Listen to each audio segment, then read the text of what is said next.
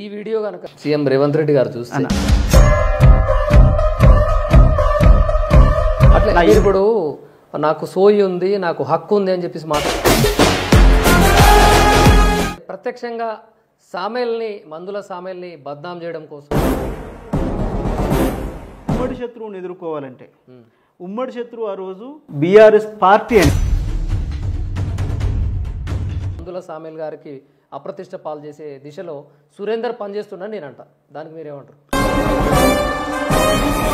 అప్పుడు అవకాశం ఏపూరి సోమన్నకు రాలేదు, ఆ పార్టీ ఇక్కడ విలీనం చేశారు. అవును, విలీనం చేసినప్పుడు మీరు ఒక ప్రొఫెషనల్గా ఉండి మీరు ఎమ్మెల్యేగా అప్లికేషన్ పెట్టుకున్నారు. వాస్తవం నేను సోమన్న కోసమే ఆ పార్టీలో చేరడం జరిగింది. ప్రతిపక్షంలో ఉన్న కాంగ్రెస్ పార్టీ అక్కడ తుంగతుర్తి అంటే ఇసుక మాఫియా జరుగుతుందని చెప్పేసి అంటుండేది. ఆ గతంలో ఇసుక రవాణా జరుగుతుంది, మరి కాంగ్రెస్ ప్రభుత్వం వచ్చిన తర్వాత కూడా జరుగుతుందా అనేది ప్రశ్న. ఇక్కడ నియోజకవర్గ ఎమ్మెల్యే ఆయనే కదా. రస్తా టీవీ స్పెషల్ పర్సన్ ఇంటర్వ్యూలో భాగంగా తుంగతుర్తి నియోజకవర్గ ఎమ్మెల్యే అయినటువంటి మందుల సామేల్ గెలుపుకు కారణమైన వారిలో ఎంతో మంది ఉన్నారు. వారిలో ఒకరైనటువంటి నక్కల సురేందర్ మన స్టూడియోలో ఉన్నారు. ప్రస్తుతం తుంగతుర్తి నియోజకవర్గ పరిస్థితి ఏంటి, గతంలో ఎన్నికల్లో కీలకంగా పనిచేసినటువంటి వ్యక్తిగా కానీ ఈ మధ్య కనుమరుగై కనబడడమే తక్కువైపోయింది. వారిని అడిగి తెలుసుకుందాం, ఎందుకు గల కారణాలేంటి, ఏంటి వారికి సమస్య అనేది అడిగి తెలుసుకునే ప్రయత్నం చేద్దాం. నమస్తే సురేందర్ గారు. నమస్తేనా, బాగున్నారా? క్షేమమన్నా. సురేందర్ ఒక ప్రొఫెషనల్గా అడ్వకేట్ అయినప్పటికీ రాజకీయ అరంగేట్రం చేశారు. గతంలో వైఎస్ఆర్టీపీ తుంగతుర్తి కాన్స్టిట్యున్సీ ఎమ్మెల్యే అభ్యర్థిగా ఏపూరి సోమన్నను ప్రకటించిన తర్వాత కూడా అక్కడ ఏపూరి సోమన్నతో మీరు పనిచేశారు. ఇప్పుడు అధికారంలో ఉన్నటువంటి మందుల సామేల్ ఎమ్మెల్యేగా గెలుపుకు కారణమైనటువంటి దీంట్లో మీరు కీలకంగా ఒక పాత్ర అయితే పోషించారు అనడంలో అతిశయోక్తి లేదు. ఓకే, ఎందుకు ఈ మధ్య సామేల్ గారితో కనబడడం లేదు అన్న?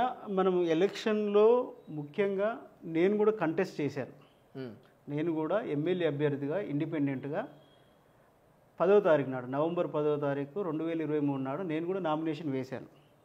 నామినేషన్ వేసిన తర్వాత తయారు చేసుకున్నాక ముందు రోజు రాత్రి మందుల సామేల్ గారికి కాంగ్రెస్ అధిష్టానం టికెట్ ప్రకటించింది. టికెట్ ప్రకటించినాక నేను వెయ్యాలా, ముందుకు వెళ్ళాలా వద్దా అన్న ఒక సంశయంలో ఉన్నప్పుడు సరే వేద్దాం, ఒకవేళ మనల్ని వారు సంప్రదిస్తే విరమించుకోవడమా లేకుంటే రేపటి రోజు వారికి సహకరించడమా అనే దాని గురించి ఆలోచించినాం. 10వ తారీఖు నామినేషన్ వేసినాము. 13వ తారీఖు నాడు మనకు స్క్రూటినీ జరిగింది. స్క్రూటినీ జరిగినాక ఒకటే సెట్ నామినేషన్ వేశాను. నేను స్క్రూటినీలో పాస్ అయింది. సో క్యాండిడేట్గా నేను ఎలిజిబుల్ అయ్యాను. ఎలిజిబుల్ అయినాక మందుల సామేల్ కొడుకు నా దగ్గరికి వచ్చినాడు. వచ్చి, బాబాయ్ మీరు నాన్న పోటీలో ఉండడం ఎందుకు, మనం కలిసి పని చేద్దాం, కలిసి పని చేసి రేపటి రోజు మనదే కదా, మనం గెలిస్తే మీరు ఏమైతే చేయాలనుకున్నారో నాన్న ద్వారా చేయొచ్చు కదా అన్న ఒక మాట చెప్పడంతో నేను విరమించుకోవడం జరిగింది. విరమించుకున్నాక వాళ్ళే డిసైడ్ చేసుకున్నారు.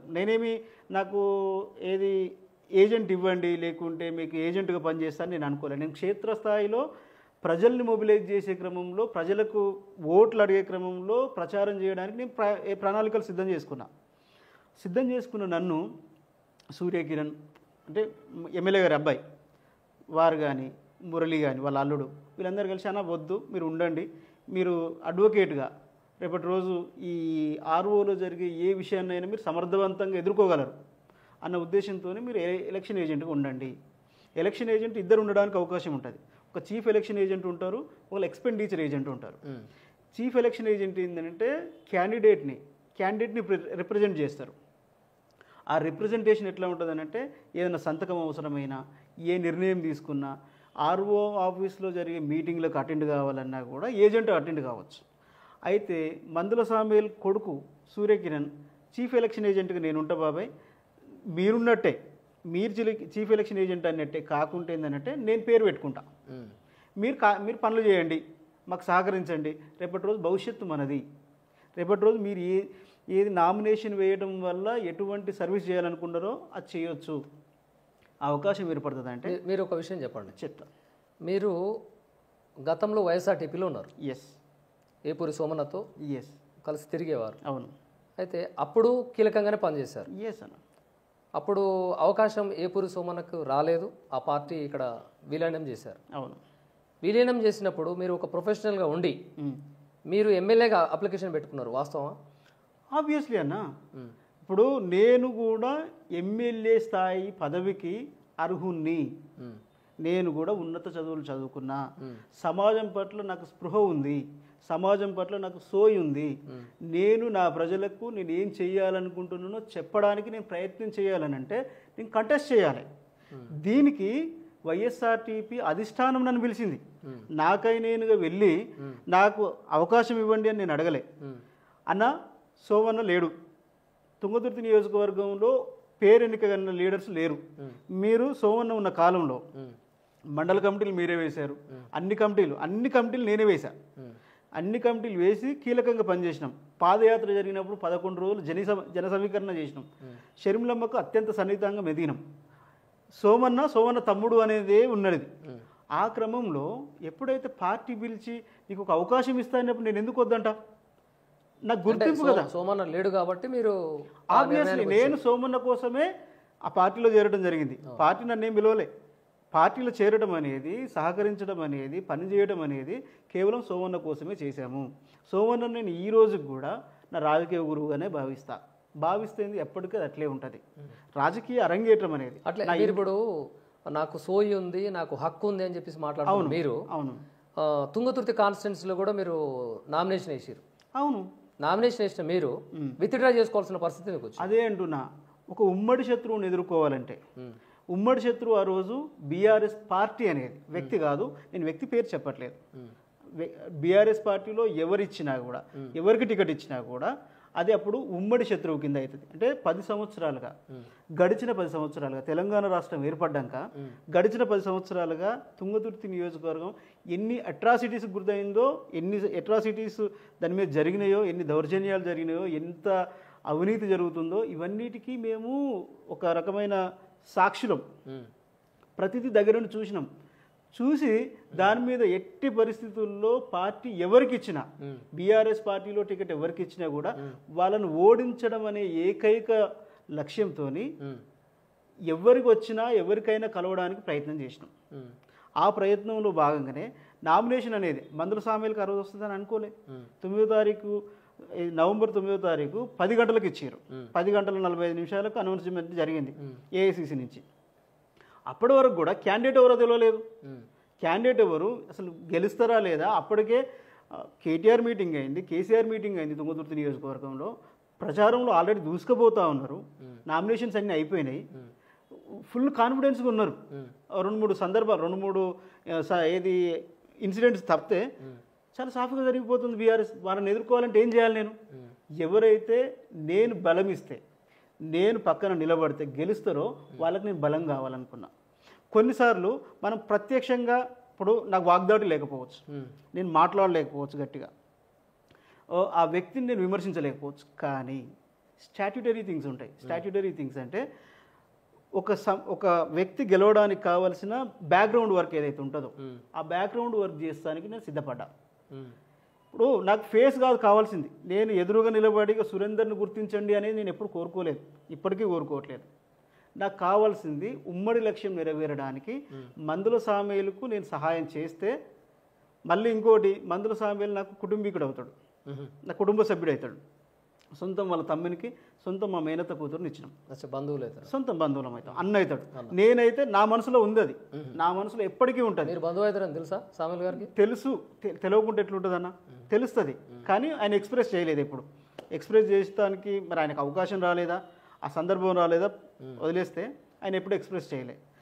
ఆ కాంటెక్స్ట్లో, ఆ దాంట్లో మనము వాలంటీర్గా వెళ్ళి, ఎప్పుడైతే సూర్యకిరణ్ అడిగినాకనే నేను ముందుకెళ్ళి నేను చేస్తా అని చెప్పేసి ఎక్స్పెండిచర్ తీసుకున్నాను. ఎక్స్పెండిచర్ తీసుకున్నా కూడా చీఫ్ ఎలక్షన్ ఏజెంట్కి సంబంధించిన కార్యక్రమాలన్నీ కూడా ఆర్ఓ ఆఫీస్లో, రిటర్నింగ్ ఆఫీసర్ ఆఫీస్లో అన్ని పనులు నేనే చూసుకున్నాను. మీరు ఇప్పటికీ వెంకటరెడ్డి గారు ఉంటారు, అడిషనల్ కలెక్టర్, ఆర్ఓగా ఉండే, తుంగతుర్తి నియోజకవర్గానికి ఎలక్షన్ ఆర్ఓగా ఉండే. వారిని అవకాశం ఉంటే మీకు నెంబర్ కావాలంటే ఇస్తా, మీరు అడగండి. ఈరోజు ఫోన్ చేసి మీ తుంగతుర్తి నియోజకవర్గంలో కాంగ్రెస్ పార్టీకి సంబంధించి ఎవరు చీఫ్ ఎలక్షన్ ఏజెంట్ అని అడగండి. Definitely cells my name only. ఎందుకంటే అంత కీలకంగా పనిచేసినాం, అంత కీలకంగా పనిచేసి గుర్తింపు కోరుకోలే. రేవంత్ రెడ్డి చేసినటువంటి ఒక కార్యక్రమానికి కూడా మీ పేరు మీదనే అప్రూవల్ ఆర్డర్ 24వ తారీఖు అన్నది, నవంబర్ 24వ తారీఖు నాడు రేవంత్ రెడ్డి సభ జరిగింది మా దగ్గర. ఏది ఆ హెలిప్యాడ్కి సంబంధించి, ఆ వెన్యూ పర్మిషన్కి సంబంధించి అన్నీ కూడా నా పేరు మీదనే పర్మిషన్స్ ఉన్నాయి. కావాలంటే మీకు డాక్యుమెంట్ ఇస్తాం. ఆ రోజు కలెక్టరేట్లో, ఆర్ఎండ్బిలో, ప్లస్ ఈ ఫైర్లో, పోలీస్లో వీళ్ళందరి చుట్టూ తిరిగి వాళ్ళ పర్మిషన్స్ తీసుకొని ఆ పర్మిషన్ తెచ్చి మీటింగ్ కోసం పర్మిషన్ నా పేరు మీద అయింది. ఆ కాపీ ఇప్పటికి కూడా ఉంది, కావాలంటే మీకు సర్క్యులేట్ చేస్తాం. మీరు ఒక విషయం చెప్పండి. ఇప్పుడు మీరు సామెల్ గారి గెలుపు కోసం పనిచేస్తున్నారు. అవునన్నా. అయితే ప్రతి చోట కూడా ఈ మండల నాయకులతోటి, కుల సంఘాలతోటి కలుస్తారంట. ఎందుకు అంత అవసరం ఏమొచ్చింది నీకు? మరి ఇక్కడ మనకు గెలవడానికి ఉన్న ఏ చిన్న అవకాశాన్ని మనం మిస్ చేసుకోవాలనుకోలేదన్న. నేను గతంలో ఐపాక్ ప్రశాంత్ కిషోర్ టీంలో కొంతకాలం పనిచేసిన. ఐపాక్ ప్రశాంత్ కిషోర్ స్ట్రాటజీస్ ఎట్లుంటాయి, ఆయన ఎట్లా జనాల్ని మొబిలైజ్ చేస్తాడు, ఏ ట్రిగ్గర్ పాయింట్ చెప్పడం వల్ల జనాలు మన వ్యక్తికి అనుకూలంగా మారుతారని కొన్ని ఉంటాయి. అవి స్ట్రాటజీలో భాగంగా ఉంటాయి. ఆ స్ట్రాటజీలో భాగంగా ఏ చిన్న అవకాశాన్ని, ఇప్పుడు మందుల సామీలన్న గెలవడానికి ఉన్న ఏ చిన్న అవకాశాన్ని మనం వదులుకోవద్దు అన్న కారణంతో నియోజకవర్గంలో, ఇప్పుడు వైఎస్ఆర్టీపీ పార్టీలో నేను కీలకంగా పనిచేసినాను మీరు అంటున్నారు కదా, మండల కమ్యూనిటీలు ఇవన్నీ వేసినప్పుడు 9 నియోజకవర్గంలో 9 మండలాలలో ఎక్కడైనా కూడా సోమన్న తోటి మిమ్మల్ని చూసినాం మేము చాలా వీడియోలలో. సోమన్న తోటి మీరు ఏ పాదయాత్ర కావచ్చు, నిరాహార దీక్షలు కావచ్చు, సోమన్న గారు కూడా చాలా కష్టపడి ఏదో ఎమ్మెల్యే కావాలి, పేద ప్రజలను ఆదుకోవాలని పాటుపడ్డాడు, కానీ అదృష్టం వరించలేదు ఆయన. ఆ క్రమంలో మీరు ఎక్కడ చూసినా, ఏ దీక్షలో చూసినా మీరు సోమన్న తోటి ఉండేది. ఇది నేనంటున్న మాట కాదు, అక్కడ ఎక్కడ చూసినా కూడా వీడియో విజువల్స్ అయితే ఉంటాయి. అయితే నేనేమంటున్నా, ఇంత రకంగా ఇంత కీలకంగా కూడా పనిచేసినటువంటి మీకు కాంగ్రెస్ పార్టీ అధికారంలోకి వచ్చిన ఏడాది కాలం పూర్తవుతున్న సందర్భంలో, ఈ ఏడాది కాలంలో మందుల సామెల్ పక్కన సురేందర్ లేడు. ఏం జరిగింది, దానికి గల కారణం ఏంటనేది ప్రజలకు తెలియాలి. తుంగతుర్తి నియోజకవర్గ ప్రజలు తెలుసుకోవాలనుకుంటున్నారు. డిసెంబర్ 3వ తారీఖు నాడు ఎలక్షన్ రిజల్ట్స్ వచ్చినాయి అన్న. ఎలక్షన్ రిజల్ట్స్ రావడానికి ముందు, అంటే ఈ ఎలక్షన్ అనేది 30వ తారీఖు కంప్లీట్ అయింది, నవంబర్ 30కి అయింది. 30 నుంచి 2వ తారీఖు వరకు ఏం వర్క్ చేయాలి, పోలింగ్ ఏజెంట్లను చేయాలి.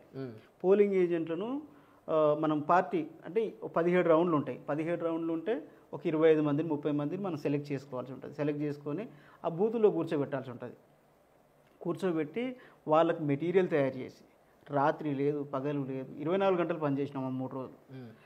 పార్టీ సెలెక్ట్ చేసిన వ్యక్తులు కొందరిని మేమే ఇండిపెండెంట్ క్యాండిడేట్స్ ఉంటారు కదా, ఇండిపెండెంట్ క్యాండిడేట్స్ని మొబిలైజ్ చేసి వాళ్ళ కాంచి పాసులు తీసుకొని మా క్యాండిడేట్స్ని, ఎందుకంటే ఏ చిన్న అవకాశం, ఏ చిన్న పొరపాటు జరిగినా కూడా గత 2 పర్యాయాలు కొన్ని ఎక్స్పీరియన్సెస్ ఉన్నాయి. కాంగ్రెస్ పార్టీ ఓడిపోయింది చాలా చాలా మినిమల్ మార్జిన్తో. ఒకసారి 1800, ఒకసారి 1400, ఇటువంటి చిన్న చిన్న మార్జిన్స్తో పోయింది. ఈ మార్జిన్స్తో పోయినప్పుడు ఎటువంటి పొరపాటు జరగకూడదు అని చెప్పేసి 2 రోజులు అసలు నిద్రాహారాలు మాని, ఇక మీరు చెప్పినట్టు ఎంత చేసినా కూడా చేసి ఎలక్షన్ కౌంటింగ్లో ఆరో టేబుల్ మీద కూర్చొని ప్రతిదాన్ని పర్యవేక్షణ చేసి ఏ చిన్న పొరపాటు జరగకుండా కౌంటింగ్ తీసుకొని, ఇప్పటికీ నేను చెప్తున్నా, నాకు తెలిసి ఎవరి కాడ ఉండదు అన్న డేటా. మీరు అడిగితే ఎలక్షన్ కమిషన్ కాడ ఉండుండొచ్చు, నా కాడ ఉంది డేటా. అదే అంటున్నాను, అంత కీలకంగా మెయిన్ రోల్ పోషించిన ఒకటి గుర్తుపెట్టుకోండి, మీరు అంత స్థాయిలో పనిచేసిన తర్వాత మీకంటూ గుర్తింపు ఉంటుంది కదా. మందుల సామేల్ గారి దగ్గర మీకు ఎందుకు గుర్తింపు లేకపోయింది? మీరేమన్నా మిస్యూజ్ చేశారా?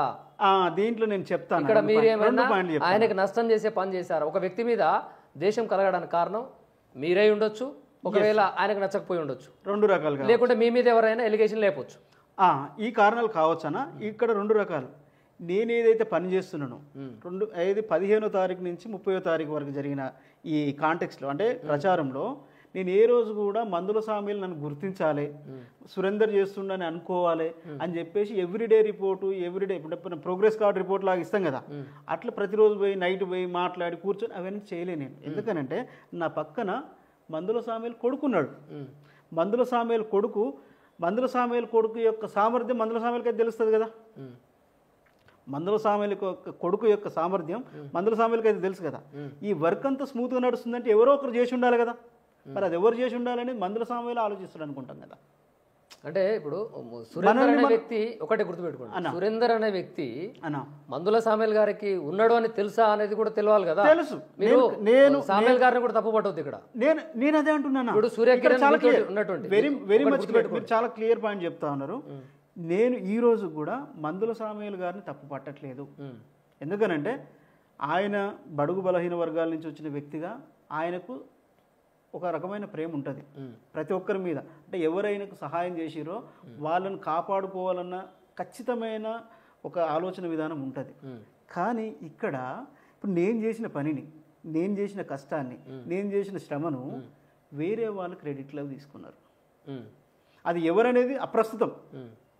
ఇప్పుడు సింపుల్ అన్న, మీరు ఉన్నారు, మీరు ఒక వ్యవస్థ నడిపిస్తున్నారు. వ్యవస్థ నడిపిస్తున్నప్పుడు కీలకమైన పర్సన్ ఎవరో ఏం చేస్తుండో మీకు తెలుస్తుంది. అట్లనే తెలుస్తుంది అనుకున్నాం. మనం సెల్ఫ్ ప్రమోట్ చేసుకోవాల్సిన అవసరం ఏముంటుంది అనుకున్నాం. అట్లా అనుకొని కేవలం వర్క్ మీద ఫోకస్ చేసినాం. వర్క్ మీద ఫోకస్ చేసి ఏ రోజు కూడా ఇది నేను చేసిన, నా కష్టం వల్ల అయింది, నా తెలివి వల్ల అయింది అని నేను చెప్పుకోలే. ఎదుటి వ్యక్తి గుర్తిస్తాడు అనుకున్నాం. ఇప్పుడు అధికారం రాకముందు మనిషి ఒకలా ఉంటాడు, అధికారం వచ్చిన తర్వాత కొన్ని బాధ్యతల మీద పడి కొన్ని మరుపు అనేది సహజం ఎవరికైనా. అవునన్నా, ఓకేనా? అయితే సూర్యకిరణ్ వాళ్ళ ఫాదర్ అధికారం వచ్చిన తర్వాత వాళ్ళ ఫాదర్కి సూర్యకిరణ్ మీకు టచ్లోకి వచ్చాడా? సూర్యకిరణ్తో మాట్లాడే ప్రయత్నం మీరు ఏమైనా చేశారా? మీరు చేస్తే సూర్యకిరణ్ ఏమన్నాడు? సూర్యకిరణ్ అనే వ్యక్తి చాలా, అంటే మనము ఆయనను విమర్శించేది లేదు, లేకుంటే అట్లని పొగిడేది లేదు. ఆయనకు ఎలక్షన్ సమయంలో ఆ ఎక్స్పెండిచర్ రాస్తానికి, ఆర్ఓలో వర్క్ చేసుకుంటానికి ఒక వ్యక్తి కావాలి. నాకై నేను పోయి నువ్వు నాకు ఎటువంటి ఏది ప్రతిఫలం ఇవ్వకుండా నేను చేస్తా అని చెప్పేసి ఒక లక్ష్యం కోసం, ఏది మనం ఇంతకుముందే చెప్పుకున్నట్టు లక్ష్యం ఏంటిది, ఉమ్మడి శత్రువును ఓడించడం అనేది ఇక్కడ లక్ష్యం. ఆ లక్ష్యం కోసం ముందు పోయినాం. దాన్ని ఆయన అడ్వాంటేజ్గా వాడుకున్నాడు. వాళ్ళ నాన్న దగ్గర ఇది నేను చేసుకున్నాను చెప్పుకున్నాడా, లేదంటే సురేందర్ అనే వ్యక్తి ఉన్నాడా లేడా అన్న విషయం చెప్పిండా లేదా తెలియదు. నేను ఏ రోజు కూడా ప్రమోషన్, ఇప్పుడు ప్రతిరోజు నా దగ్గర నుంచి నైట్ పూట వెళ్ళి వాళ్ళ నాన్నని కలిసి వచ్చేటోడు. ఒకవేళ అన్న ఇప్పుడు కీలకంగా పనిచేస్తున్నావు అని మీరు అంటున్నారు, కీలకంగా పనిచేసేవారని గతంలో కొన్ని వీడియోస్లలో నేను చూశానని నేను అంటున్నా.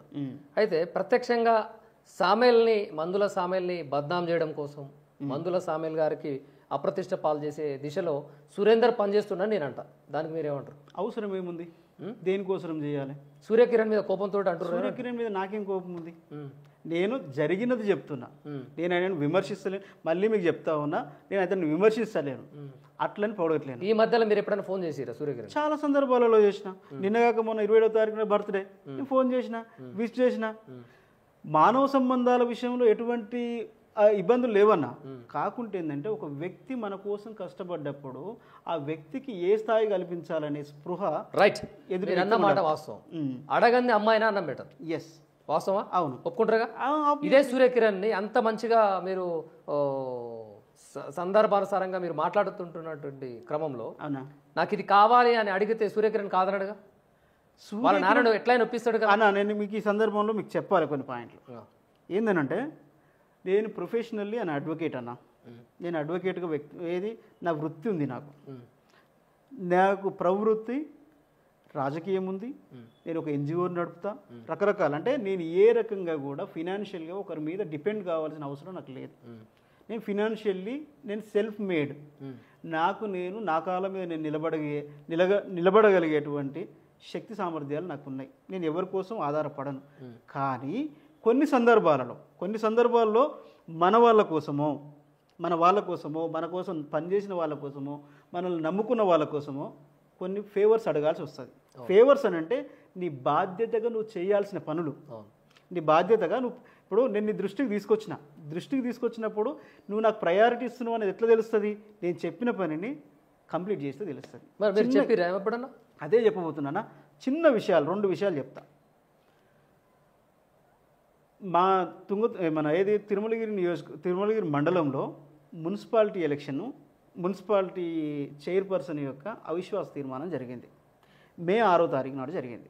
మే 6వ తారీఖు నాడు జరిగితే ఆ మే 6వ తారీఖు నాడు బీఆర్ఎస్ పార్టీకి చెందిన కొంతమంది కౌన్సిలర్స్ కూడా ఈ పార్టీకి అనుకూలంగా ఏది కాంగ్రెస్ పార్టీకి అనుకూలంగా ఓట్లేసారు. ఓట్లేసి ఇప్పుడు అయిన చైర్పర్సన్ కూడా కాంగ్రెస్ ఏది బీఆర్ఎస్ నుంచి వచ్చిన వ్యక్తే. బీఆర్ఎస్ ఇప్పుడు అసలు కాంగ్రెస్ పార్టీకి అది ఎస్సీ రిజర్వ్డ్ కాన్స్టిట్యూట్ ఏది మున్సిపాలిటీ. ఎస్సీ రిజర్వ్డ్ మున్సిపాలిటీలో క్యాండిడేట్ లేరు, కాంగ్రెస్ పార్టీకి క్యాండిడేట్ లేరు.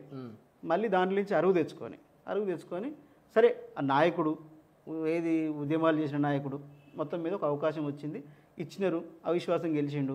అవిశ్వాసం గెలిచిన రోజు మధ్యాహ్నము ఆ ఊర్లో గొడవ జరిగింది. ఏది ఒక దాబాలో ఇద్దరు పిల్లలు ఏదో తాగుతుంటే ఆ దాబాకు సంబంధించిన వ్యక్తిపై ఏదో చేస్తే వాళ్ళ మధ్యలో ఘర్షణ జరిగింది.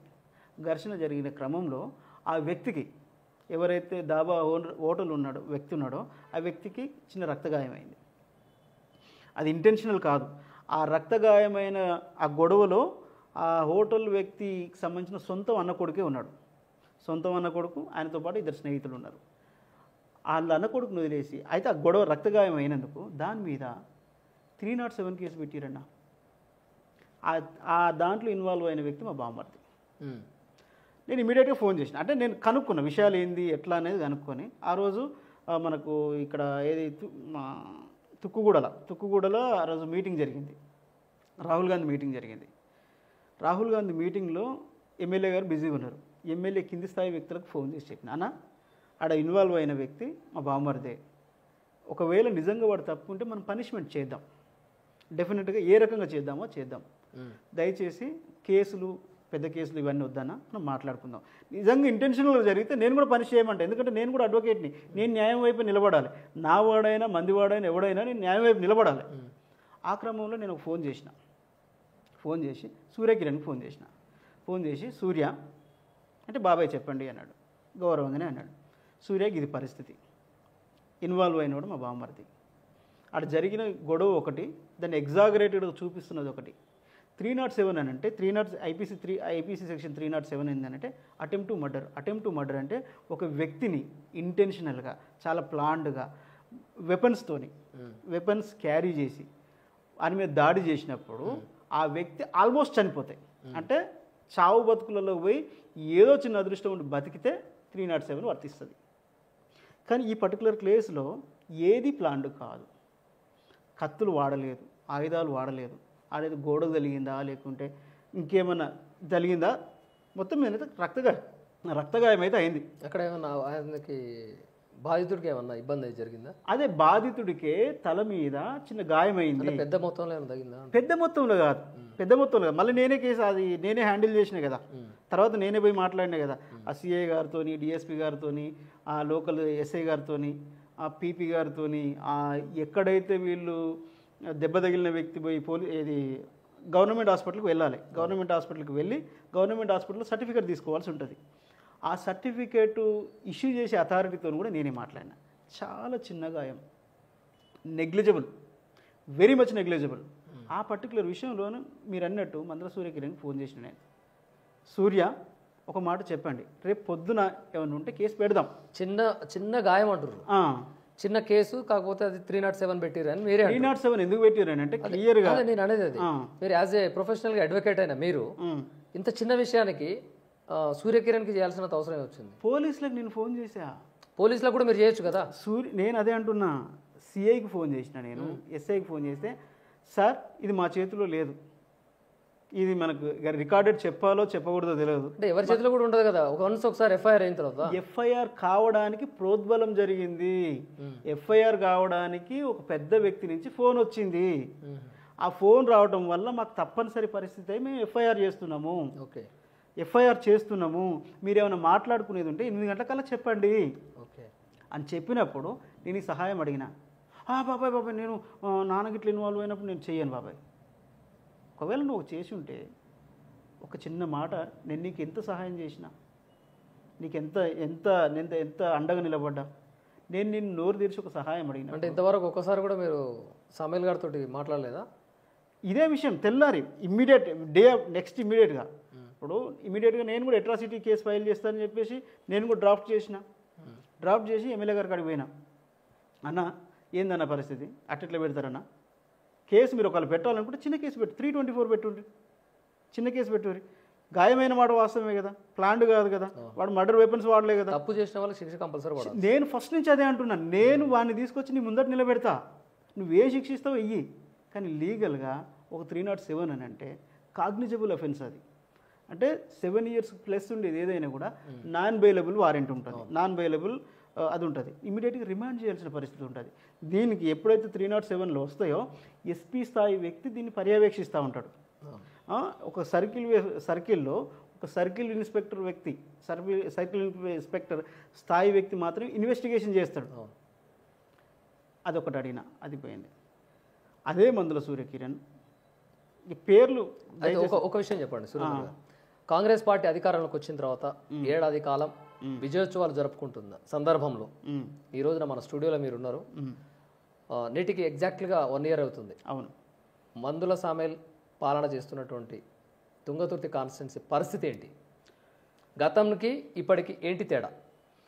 ఏదన్నా మారితే ఇది మారింది అని చెప్పడానికి ఉంటుంది, ప్రయత్నాలు మాత్రం జరుగుతున్నాయి. నిజాలు చెప్పాలి. 100% అన్న. ఈరోజు నేను ఒకరికి దాన్ని ఏమంటారు, ఒకరికి ఫేవర్గా మాట్లాడాల్సిన అవసరం నాకు లేదు. ఎందుకంటే I'm not a dependent, I'm an independent guy. So నేను ఒకరి కోసం, నేను ఒకరిని దాన్ని ఏమంటారు, ఒక ప్రాభవం కోసం, ప్రాపకం కోసం నేనేం చేయాల్సిన అవసరం నాకు లేదు. డెఫినెట్గా మందుల సామేల్ గారికి తుంగతుర్తి సమస్యల పట్ల పూర్తి స్థాయిలో అవగాహన ఉంది. ఎందుకంటే ఆ ప్రాంతంలో పుట్టిన బిడ్డగా, ఆ ప్రాంతంలో పెరిగిన బిడ్డగా, ఆ ప్రాంత పరిస్థితులు తెలిసిన బిడ్డగా తనకు తుంగతుర్తి నియోజకవర్గ సమస్యలపైన పూర్తి స్థాయిలో అవగాహన ఉంది. కానీ అవి అమలు చేయడానికి, అంటే వాటిని పరిష్కరించడానికి కావలసినటువంటి శక్తియుక్తులు గవర్నమెంట్ ఆయనకి ఇస్తుందా లేదా అనేది కొంచెం క్వశ్చన్ చేసుకోవాల్సి. ఒక విషయం చెప్పండి. గతంలో ఉన్నప్పుడు బీఆర్ఎస్ పార్టీ అధికారంలో ఉన్నప్పుడు ప్రతిపక్షంలో ఉన్న కాంగ్రెస్ పార్టీ అక్కడ తుంగతుర్తి అంటే ఇసుక మాఫియా జరుగుతుందని చెప్పేసి అంటుండేది. అవును. అదే వైఖరి ఇప్పుడు జరిగే ఆస్కారాలు ఏమైనా ఉన్నాయా, జరుగుతున్నాయా లేదా?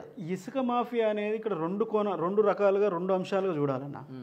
ఇసుక మాఫియా అనేది కింది స్థాయి వ్యక్తులు, ట్రాక్టర్లు ఉన్న వాళ్ళు, లేకుంటే చిన్న చిన్న అంటే ట్రక్కులు ఉన్న వాళ్ళు, లేకుంటే చిన్న లారీలు ఉన్న వాళ్ళు వాళ్ళ స్వార్థం కోసం ఇసుకను తీసి అమ్మితే అది మాఫియా అనబడదు అనేది నా ఉద్దేశం.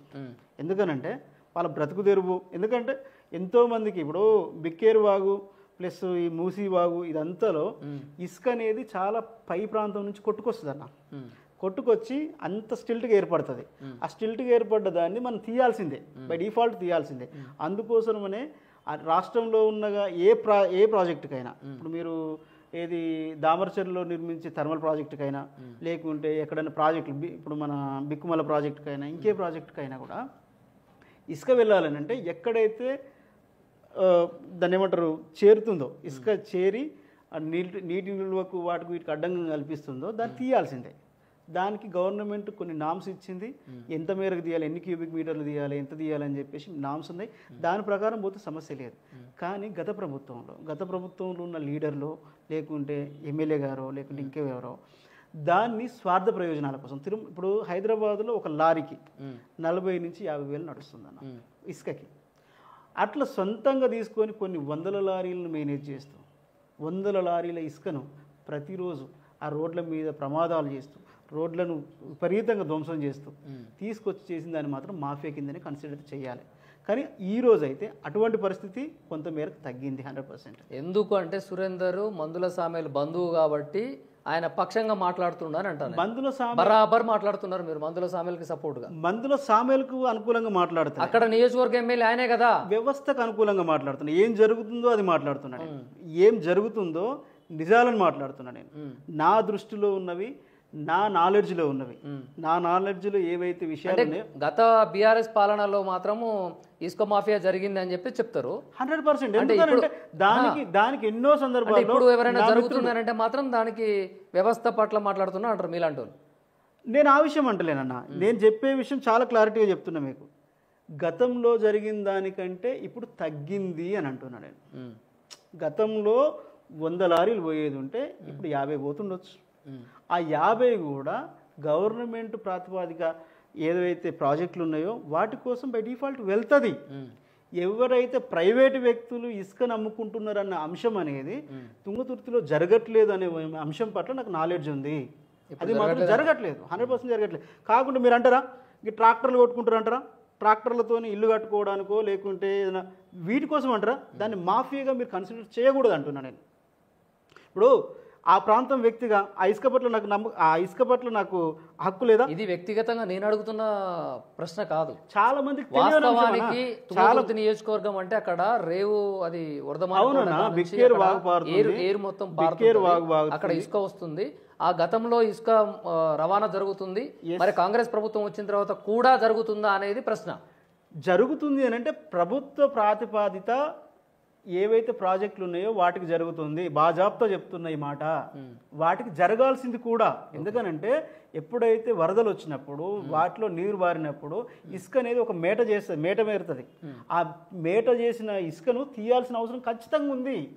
అది ప్రాజెక్టులకు వెళ్తుంది.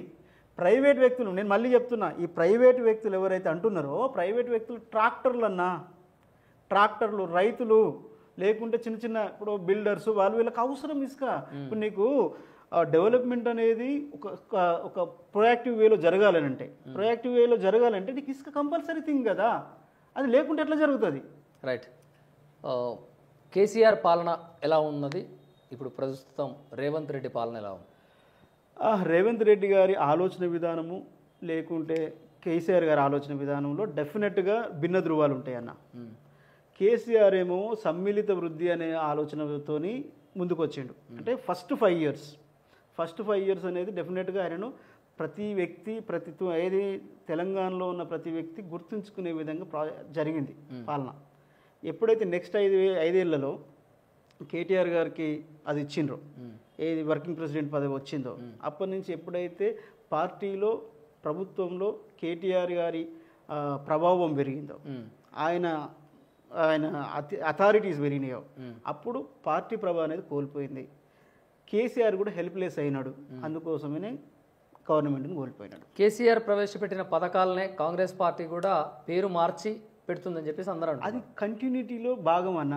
ఎక్కడైనా కూడా ఏదైనా ఒక గవర్నమెంట్ ఒక పథకం పెట్టినప్పుడు ఆ పథకం ప్రజలకు ఉపయోగపడుతున్నప్పుడు ఆ ప్రజలకు ఉపయోగపడే పథకాన్ని కొనసాగించడం అనేది కొత్తగా వచ్చిన గవర్నమెంట్ యొక్క బాధ్యత. ఆ బాధ్యత అనేది నెరవేర్చాల్సిందే. పేరు మార్చుకుంటురా లేకుంటే ఇంకేం చేస్తారో. ఇప్పుడు సపోజ్ కళ్యాణ లక్ష్మి ఉందన్న, కళ్యాణ లక్ష్మిలో 1,16,000 రూపాయలు 1,116,000 ఇచ్చేవాళ్ళు. దానికి ఇన్ అడిషన్గా మేము 1 తులం బంగారం ఇస్తామని చెప్పిండ్రు. అంటే ఆ పథకం కొనసాగుతుంది, పేరు కొనసాగుతుంది. కొన్నిసార్లు పేరు మారచ్చు. అయితే మీ తుంగతుర్తి నియోజకవర్గంలో ఎంతమందికి కళ్యాణ లక్ష్మి పథకంతో పాటుగా తులం బంగారం వచ్చింది? తులం బంగారం అనేది రాష్ట్ర గవర్నమెంట్ ఇంకా ఇంప్లిమెంటేషన్ స్టార్ట్ చేయలేదు. అంటే విఫలమైనట్ట సక్సెస్ అయినా 4 సంవత్సరాల సమయం ఉందన్నా.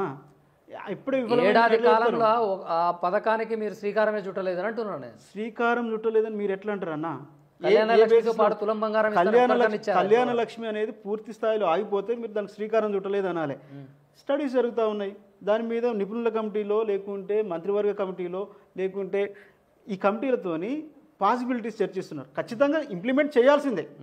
ఇప్పుడు మేనిఫెస్టోలో ఈ 5 సంవత్సరాల కాల పరిమితి ఇంకొక 6 నెలల్లో ముగుస్తుంది అన్నప్పుడు రేవంత్ రెడ్డి గారు నిన్న మహబూబ్నగర్ మీటింగ్లో కూడా మేము ఏదైతే 6 గ్యారెంటీలు చెప్పినామో 6 గ్యారెంటీలకు కట్టుబడి ఉన్నాం, 6 గ్యారెంటీలు ఖచ్చితంగా అమలు చేస్తామని చెప్తున్నారు. ఆ అమలు చేసే క్రమంలో ఒకరోజు ముందు వెనకన ఇప్పుడు ఏదైతే ప్రయారిటీ థింగ్స్ ఉంటాయో, ఇప్పుడు మనము ఇంట్లో మన అమ్ముంది సురేందర్ నరనరాన కాంగ్రెస్ పార్టీ జీవించిపోయింది. నేను కాంగ్రెస్ పార్టీ కాదన్న, రేవంత్ రెడ్డి అంటే కాంగ్రెస్ పార్టీగా నేను పాలసీలు మాట్లాడుతాను. అన్న రేవంత్ రెడ్డి ఇవాళ ఉంటాడు రేపు పోతాడు. కాంగ్రెస్ పార్టీ ఎటర్నల్ అన్న. కాంగ్రెస్ పార్టీ అనేది ఎటర్నల్ అంటే ఇప్పుడు గత 125 సంవత్సరాలుగా 130 సంవత్సరాలు 140 సంవత్సరాలుగా కాంగ్రెస్ పార్టీ ఉంది. ఆ రోజు రేవంత్ రెడ్డి ఉన్నాడా లేడా అనేది మీరు చెప్పండి. పార్టీ అనేది వ్యవస్థ అనేది బతికిచ్చింది కూడా రేవంత్ రెడ్డి, అది గుర్తుపెట్టుకోండి. బ్రతికిచ్చింది అనే దానికంటే జీవం పోసిండు అనాలన్న. బ్రతికించడం వేరు, జీవం పోయడం వేరు. అదే ఉన్నదానికి జీవం పోసినా కూడా బ్రతకడమే. జీవం పోసి ఆబ్వియస్లీ ఈ రోజు గవర్నమెంట్ తెలంగాణలో కాంగ్రెస్ గవర్నమెంట్ మనగలుగుతుంది, ఏర్పడింది అని అంటే ఖచ్చితంగా మనం ఆ క్రెడిట్ రేవంత్ రెడ్డి గారికి ఇవ్వాల్సిందే. అది మన కనీస బాధ్యత. అది ఒక విషయం చెప్పండి, రేవంత్ రెడ్డి ఏ మీటింగ్లో కూడా 18,000 కోట్లు రైతాంగానికి రుణమాఫీ చేశామా అని అంటుంది. తుంగతుర్తి నియోజకవర్గంలో ఎంతమంది రైతులకి ఆ రుణమాఫీ జరిగింది? వాస్తవాలు మాత్రం చెప్పండి. జరిగితే 100% జరిగింది, అన్న. లేకపోతే ఇప్పుడు మీకు కావాలంటే నేను డాక్యుమెంట్ ఇస్తా, కావాలంటే నీకు డాక్యుమెంట్ వద్దు. ఆ తుంగతుర్తి నియోజకవర్గం ఎవరైనా ఒక రైతుకు ఫోన్ చేసి నాకు వినిపించండి. రైతు బంధు వచ్చిందా రాలేదా? రైతు బంధు రాలేదన్న. రైతు రుణమాఫీ రైతు బంధు కాలేదు. రైతు బంధు అనేది ఇంకా కూడా సరే ఆ నిర్ణయం తీసుకోవడంలో నేను చెప్పిన కదా కొన్ని ప్రయారిటీ థింగ్స్ ఉంటాయి. ఫస్ట్ మనం ఒక వెనకడుగేస్తారు సురేందర్. ఒక పేషెంట్ను హాస్పిటల్కి తీసుకుపోయినప్పుడు పక్కన ఒక పేషెంట్ ఉంటాడు. ఈ యాక్సిడెంట్ అయిన పేషెంట్ని తీసుకుపోయినాం అనుకోండి, ఆ పేషెంట్ని వదిలిపెట్టి ఫస్ట్ ఈ పేషెంట్కి ట్రీట్మెంట్ చేయాల్సిన పరిస్థితి ఏర్పడుతుంది. అంటే ప్రయారిటీ ఏది ఇంపార్టెంటో ఫస్ట్ దాన్ని అటెండ్ చేయాల్సి ఉంటుంది. ఇప్పుడు గవర్నమెంట్ అది చేస్తున్నది. ఏదైతే ప్రయారిటీ థింగ్స్ ఉంటాయో అవి చేస్తున్నది. మీరు అన్నట్టు ఖచ్చితంగా రైతు భరోసా వస్తుంది భవిష్యత్తులో, అంటే సమీప భవిష్యత్తులో, వెరీ నియరెస్ట్ భవిష్యత్తులో భరోసా వస్తుంది. 4వ విడతల 7,000 కోట్లు కూడా రిలీజ్ చేస్తున్న మహబూబ్ నగర్ సభలో చెప్పారు. అవును అవును. దాన్ని ఎలా చూడొచ్చు? కమిట్మెంట్ అని చెప్తాను నేను. అది అంటే రైతుల పట్ల కమిట్మెంటే కదా అది రిలీజ్ చేసి. రైతుల పట్ల ప్రేమ ఉందంటారు రేవంత్ రెడ్డికి. ఖచ్చితంగా లగచర్ల రైతుల పట్ల ఎందుకు మరి అంత అక్కసు? లగచర్ల రైతుల పట్ల ఎవరేం చేసిరన్నా మీరు విశ్లేషణ చెప్పండి నాకు. ఆడ ఇది కలెక్టర్ మీద కానీ అధికారుల మీద కానీ దాడి చేసింది ఎవరు? ప్రయత్నం చేసింది ఎవరు? రైతులు చేసి ప్లాన్ చేసింది ఎవరు?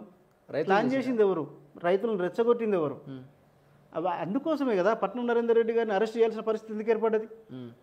ఇప్పుడు రాజ్యం దగ్గర అంటే ప్రభుత్వం దగ్గర క్లియర్ కట్ ఎవిడెన్సెస్ ఉన్నాయి, ఇది జరిగింది, ఇక్కడ కుట్ర జరిగింది. ఇప్పుడు కుట్రలో భాగంగా రైతులకు కొంతమందికి లాఠీ చార్జ్ జరిగి ఉండొచ్చు, కొంతమందిని ఇబ్బంది పెట్టి ఉండొచ్చు.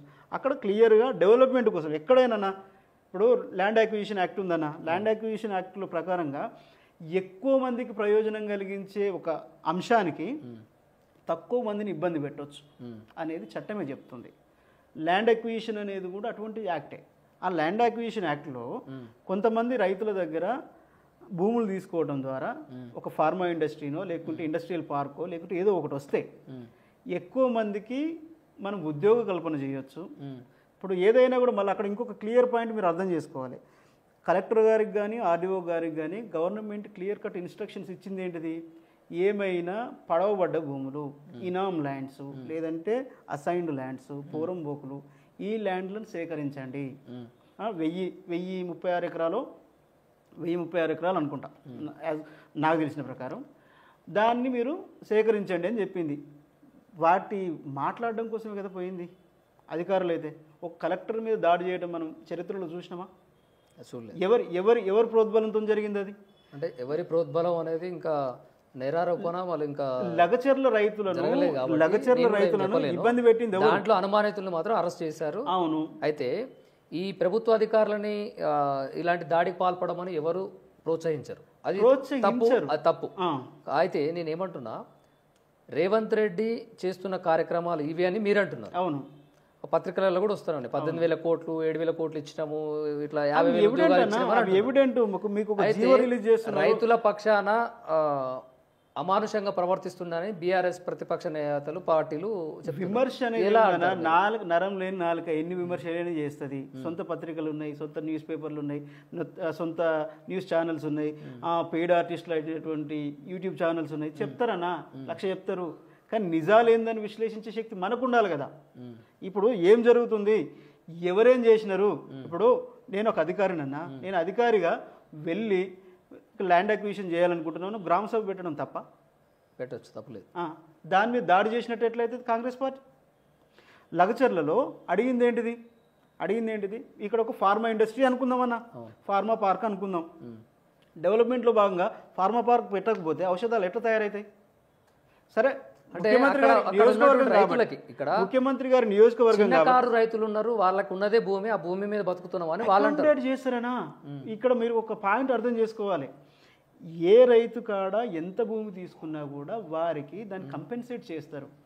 ల్యాండ్ ఇవ్వటమా లేకుంటే దానికి సంబంధించిన డబ్బులు ఇవ్వటమా ఇచ్చి వాళ్ళని అకామిడేట్ చేస్తారు. వేరే చోట భూములు కావాలన్నప్పుడు వేరే చోట భూములు కూడా కేటాయిస్తారు.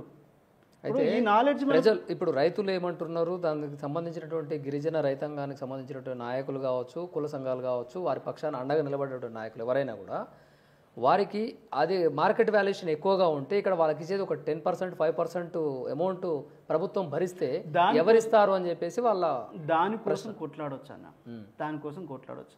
అది ముఖ్యమంత్రి గారి నియోజకవర్గం, కొడంగల్ నియోజకవర్గం. ఇప్పుడు వారి ప్రజల పట్ల వారికి ఎంత ప్రేమ ఉంటాయో ఒక పార్క్ తీసుకొచ్చి అక్కడ పెట్టాలనుకుంటారు. ఇప్పుడు ఇంటిగ్రల్ స్కూల్స్ ఉన్నాయి, ఇంటిగ్రేటెడ్ స్కూల్స్ అనేది వచ్చినాయి. ఇంటిగ్రేటెడ్ స్కూల్స్లో ఫస్ట్ స్కూల్ను వారి నియోజకవర్గానికి ఎందుకు పెట్టుకున్నాడు? వారి ప్రజల పట్ల వారికి ఉన్న ప్రేమ, వారి ప్రజల పట్ల వారికి ఉన్న బాధ్యత. నేను ఈ ప్రాంతం నుంచి నన్ను ఒక ఎమ్మెల్యేగా పంపిస్తే రాష్ట్రం నన్ను ముఖ్యమంత్రిగా చేసింది, నా ప్రాంతానికి నేను రుణం తీర్చుకునే అవకాశం నాకు రావాలి, బెస్ట్ వేలో అభివృద్ధి చెందించాలి, ఇక్కడ అభివృద్ధిని రాష్ట్రం అంతా విస్తరింపజేయాలి. ఇక్కడ ఏది కొడంగల్లో జరిగిన అభివృద్ధిని రాష్ట్రం అంతా విస్తరింపజేయాలని అంటే ఏం చేయాలి? ఎక్కడో ఒక చోట మొదలు పెట్టాలి, పైలట్ ప్రాజెక్టు లేకుంటే ఇంకేదో. మీరు అట్లా నవ్వడం అనేది ఏమనిపిస్తుంది అంటే అన్న పర్టికులర్గా రేవంత్ రెడ్డి గారి తరఫున వకాల్తా తీసుకున్నటువంటి అడ్వకేట్ మాట్లాడుతున్నట్టుగా అనిపిస్తుంది. అందుకే నాకు ఏమనిపిస్తుంది అంటే డైరెక్ట్ గా ఆయన పక్షం నేను అనేదే చెప్తున్నారు మీరు. నేను మళ్ళీ చెప్తున్నా, వ్యవస్థ పక్షము ఏదైతే మేలు జరుగుతుందో మేలు జరిగే పక్షము, ఎక్కడైతే కరెక్ట్ జరుగుతుందో కరెక్ట్ జరిగే పక్షము. ఇప్పుడు మనము తప్పు కంపల్సరీ అనాలి. ఇప్పుడు నేను అన్నా, ఇప్పుడు ఒక కేసు 307 కేసు గురించి మాట్లాడినా, 307 కేసులో దాంట్లో నిజాలు నాకు తెలుసు, విక్టిమ్ తెలుసు, నాకు అక్యూజ్డ్ తెలుసు. వాళ్ళిద్దరితో మాట్లాడినాకనే నేను వద్దు ఇది కాదు, మనం కూర్చోబెట్టి మాట్లాడదాం, వారు మనోళ్ళే వీళ్ళు మనోళ్ళే, కూర్చోబెట్టి మాట్లాడదామని చెప్పిన. తప్పు ఎవరుందో వాళ్ళని శిక్షిద్దామని చెప్పిన. సురేందర్ గారు అన్న, ఈ వీడియో కనుక సీఎం రేవంత్ రెడ్డి గారు చూస్తే ఇంత అభిమానం సురేందర్కి ఉందా అని కూడా అనేటువంటి ప్రశ్నలు వస్తున్నాయి. ఎందుకంటే ఆ రకంగా మీరు ఆ కొడంగల్ నియోజకవర్గ ప్రజలకి వాస్తవాలు చెప్తున్నాను. నేను మిమ్మల్ని పొగడట్లే అన్న, వాస్తవం మీరు మాట్లాడే విధానము, అక్కడ ఆ విశ్లేషించే తీరు అలాగే అనిపిస్తుంది నాకు. కొడంగల్ నియోజకవర్గ ప్రజలకి మంచి చేయాలనే ఉద్దేశంతో సీఎం రేవంత్ రెడ్డి ఒక ప్రాజెక్టును తీసుకొచ్చారు. ఆ ప్రాజెక్టు నియమంలో దాంట్లో ఏదో ప్రతిపక్షాలు కానివ్వండి, కుల సంఘాలు కానివ్వండి, అక్కడ ఏదో వేరే దానికి దారితీసింది. అయితే రేవంత్ రెడ్డి తెచ్చినటువంటి ప్రాజెక్టుని పక్కకు పెడితే, ఆ కోడంగల్ లగచర్లది పక్కకు పెడితే, గురుకులాల్లో జరుగుతున్నటువంటి కలుషిత ఆహారం తిని చాలామంది పిల్లలు, గురుకుల పాఠశాలలో చదువుతున్న పిల్లలు, ఒక ఇద్దరు శైలజ అనే అమ్మాయి చనిపోయింది. దీన్ని ఎలా చూడొచ్చు అంటారు? డెఫినెట్గా నిర్లక్ష్యం ఉందా లేదా? అధికారుల నిర్లక్ష్యం కావచ్చు. అక్కడ ఈ విషయంలో మీరు ఖచ్చితమైన దీంట్లో నా స్పందన కూడా తెలియజేస్తానికి నేను ఖచ్చితంగా హ్యాపీగా ఫీల్ అవుతా ఉన్నా. గత ప్రభుత్వంలో ఆర్ఎస్ ప్రవీణ్ గారు సెక్రటరీగా, గురుకులాల సెక్రటరీగా ఉన్నప్పుడు ఇబ్బడి ముబ్బడిగా, అంటే అవకాశం ఉన్న చోట, అవసరం లేని చోట కూడా గురుకులాలను సొంత భవనాలు లేని చోట అద్దె భవనాలలో విపరీతంగా ఏర్పాటు చేయడం జరిగింది. ఏర్పాటు చేసినాక కూడా వారు కనీసం, అంటే వారు విఆర్ఎస్ తీసుకునే సమయానికి కనీసం 5 సంవత్సరాలు ఆ సర్వీస్లో ఉన్నారు. నీ కాన్ఫిడెన్స్ ఏంటిది? నీవు అద్దె భవనాలు తీసుకున్నా కూడా వీళ్ళకి నేను క్లియర్ కట్ ఏది ఒక అకామిడేట్ చేస్తా అన్న నమ్మకంతో నువ్వు ఏర్పరిచినావు కదా. నువ్వు 5 సంవత్సరాలలో ఎందుకు చేయలేకపోయినావు వాళ్ళకు సొంత భవనాన్ని? ఒక ప్రభుత్వంకి ప్రోగానే పనిచేసినావు కదా, ప్రభుత్వానికి అనుకూలంగానే పనిచేసినావు కదా. అనుకూలంగా పనిచేసినప్పుడు గవర్నమెంట్ దగ్గర నువ్వు స్కూల్ ఏర్పాటు చేసే జీవోలు తెచ్చుకున్నప్పుడు వాటి బిల్డింగ్లకు ఏర్పాటు ఎందుకు చేసుకోలేకపోయినావు? ఈ పొరపాటు ఎవరిది? 10 సంవత్సరాలు రాజ్యం ఏలింది.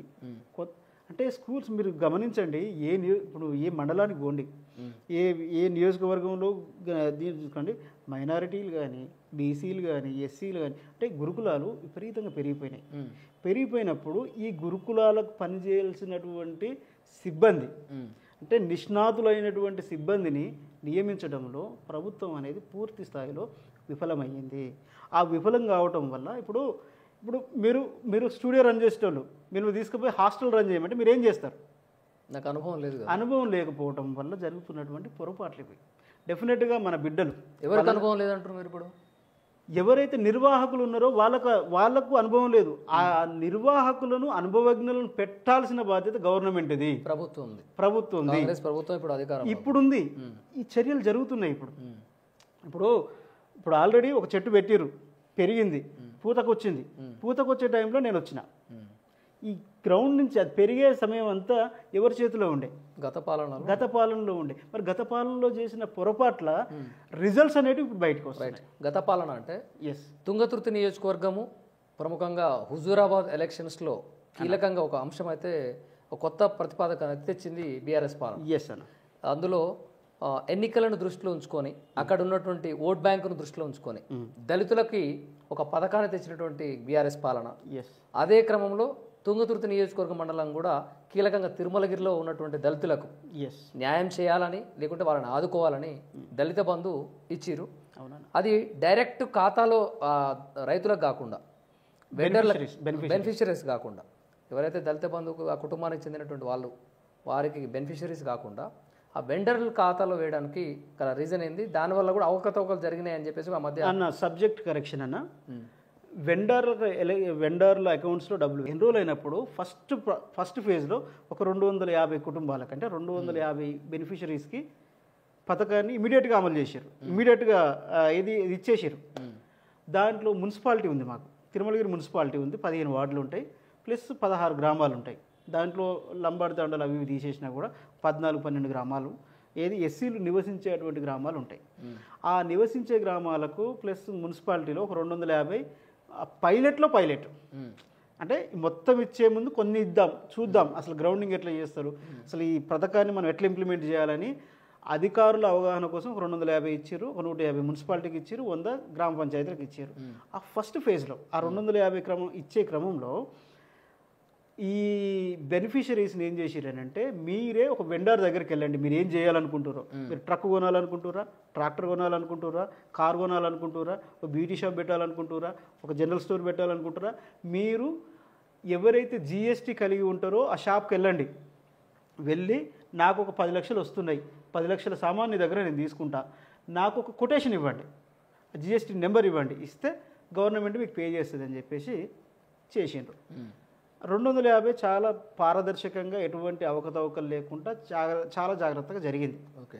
ఎప్పుడైతే 250 జరిగిందో ఎమ్మెల్యే గారి కింద ఉండే మనుషులు మరి ఆయనకు వాళ్ళు చెప్పిరా, లేకుంటే ఆయన వీళ్ళకి చెప్పిండా, లేకుంటే ఇంకేం జరిగింది అనేది అప్రస్తుతం.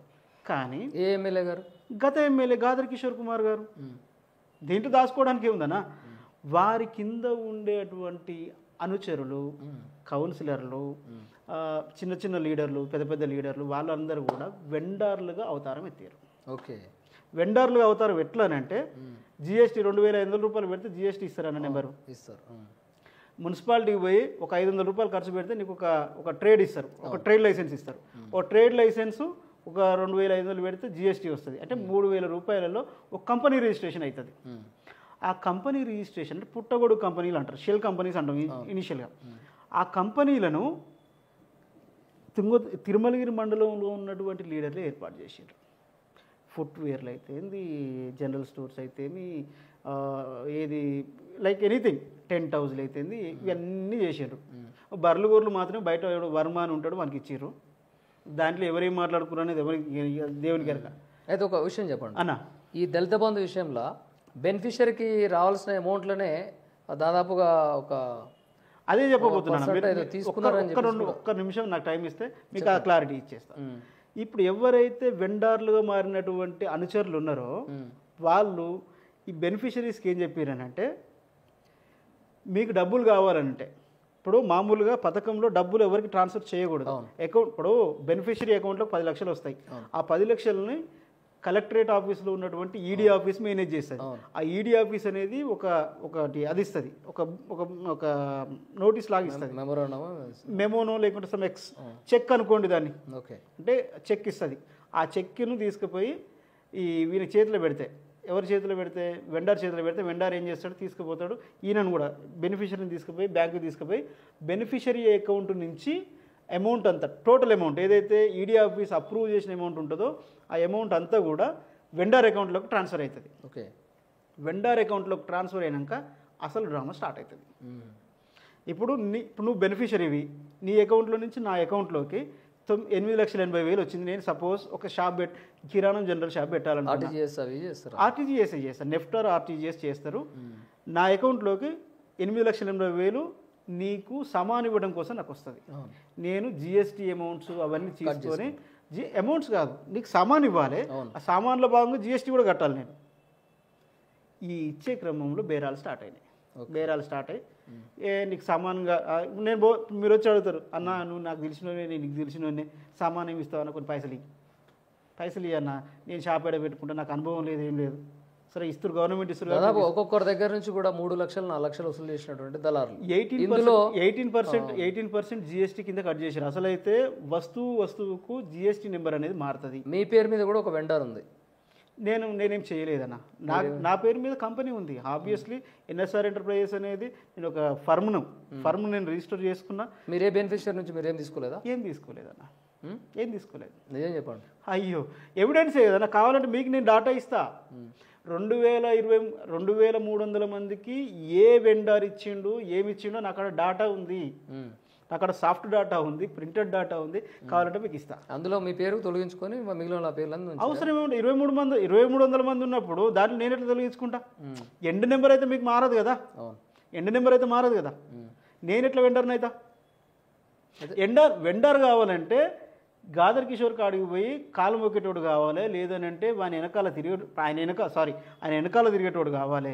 నేను ఆయన వెనక తిరగలే, ఆయన చేత కండవ కప్పించుకోలే, ఆయనతో లేను. నేను ఫస్ట్ నుంచి కూడా ఆ క్రమంలో దళిత బంధు వచ్చే టైంలో మనము పాదయాత్ర చేస్తూ ఉండే, షర్మిలమ్మది వైఎస్ఆర్టీపీది పాదయాత్ర జరుగుతూ ఉండే. ఆ సమయంలో వచ్చినప్పుడు నేను ఏపూరు సోమన్న మనిషిని, నేను ఏపూరు సోమన్నకు అనుకూలంగా పనిచేస్తున్న మనిషిని, నేను వ్యతిరేకంగా పనిచేస్తున్న మనిషిని, ప్రతిపక్షంగా పనిచేస్తున్న వ్యక్తిని అని తెలిసినప్పుడు నాకెట్లా ఇస్తాడు వెండర్షిప్? ఇవ్వడానికి అవకాశం ఎక్కడుంది? సాధ్యమవుతుందా? అది వెండర్షిప్ మీకు లేదా? లేదు, 100% లేదు. కాకుంటే ఎవరైతే ఎమ్మెల్యేకి దగ్గర ఉన్న వ్యక్తులు ఉన్నారో, ఒక వ్యక్తి ఉంటారు, గవర్నమెంట్ ఉద్యోగి ఉంటారు, మన పేర్లు అనవసరం, సమ్ ఎక్స్ ఉంటారు, వారు కార్ల కోసం పెట్టుకున్నారు. ఇప్పుడు నా ప్రజెన్స్ కూడా కావాలి కదా. నా ప్రజెన్స్ ఏంటంటే నన్ను నమ్ముకొని తిరిగే పిల్లలు, ఇప్పుడు పాదయాత్రలోనో లేకుంటే నేను లీడర్ నన్ను నమ్మేటోళ్ళు, లేకుంటే మా అన్న నమ్మేటోళ్ళకో నేను దళిత బంధు ఇప్పించుకోవాలంటే నేను ఎమ్మెల్యే కాడికి పోలేను. నేనేం చేయాలి అనుకున్న టైంలో ఎవరైతే ఎమ్మెల్యేకి దగ్గర ఉన్నారో వాళ్ళతో ఫ్రెండ్షిప్ చేసి మారుతి కార్లకు సంబంధించి ఒక 56 కార్లు నేను ఇప్పించిన. మిత్రా ఏజెన్సీస్తో నేను మాట్లాడిన, వాళ్ళ నుంచి కొటేషన్స్ నేను తీసుకొని వచ్చిన. కొటేషన్స్ తీసుకున్నాక తిరుమలగిరిలో నోట్ ఫైల్ నేను పెట్టించిన. సూర్యాపేటకు పోయినాక ఈడీ ఆఫీస్లో వాళ్ళని రిక్వెస్ట్ చేసుకొని అది చేసుకుని, ఎందుకంటే నా పిల్లలు నేను కాపాడుకోవడం నాకు ఇంపార్టెంట్. నన్ను శత్రువుగా చూసే వాళ్ళు నన్ను దృష్టిలో పెట్టుకొని నా పిల్లలకు ఎవరికి ఇవ్వడానికి సిద్ధంగా లేరు. కారు కావాలంటే లేదు, సురేందర్ మంచి కదా ఆయన, మేము ఎట్లా ఇస్తాం అంటే నువ్వు ఇచ్చేది ఏంది, నేనే ప్రయత్నం చేస్తా, నేనే ఫీల్డ్లో వర్క్ చేస్తా అని చెప్పేసి మిత్రా ఏజెన్సీస్లో మాట్లాడి 56 కార్లు ఇప్పించినాం.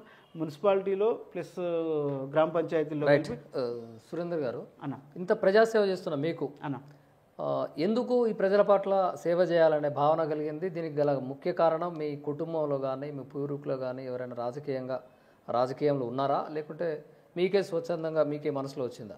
అన్న నేను అంటే నక్కల నరసయ్య గారు అని చెప్పేసి తుంగతుర్తి నియోజకవర్గ ప్రాంతంలో ఉమ్మడి నల్గొండ జిల్లాలో చాలా పేరెన్నిక గల కమ్యూనిస్ట్ యోధుడు భీమిరెడ్డి నరసింహారెడ్డి, మల్లు స్వరాజ్యం, వర్దెల్లి బుచ్చిరామ, పోరెళ్ళ దాసు, వీళ్లకు శిష్యుడిగా పనిచేస్తూ చాలా కమిట్మెంట్తో పనిచేసి డివైఎఫ్ఐ వాళ్ళ సంస్థలో జిల్లా అధ్యక్షుని కూడా పనిచేసిన వ్యక్తి 1994లోనే సర్పంచ్ ఎన్నిక కాబట్టాడు.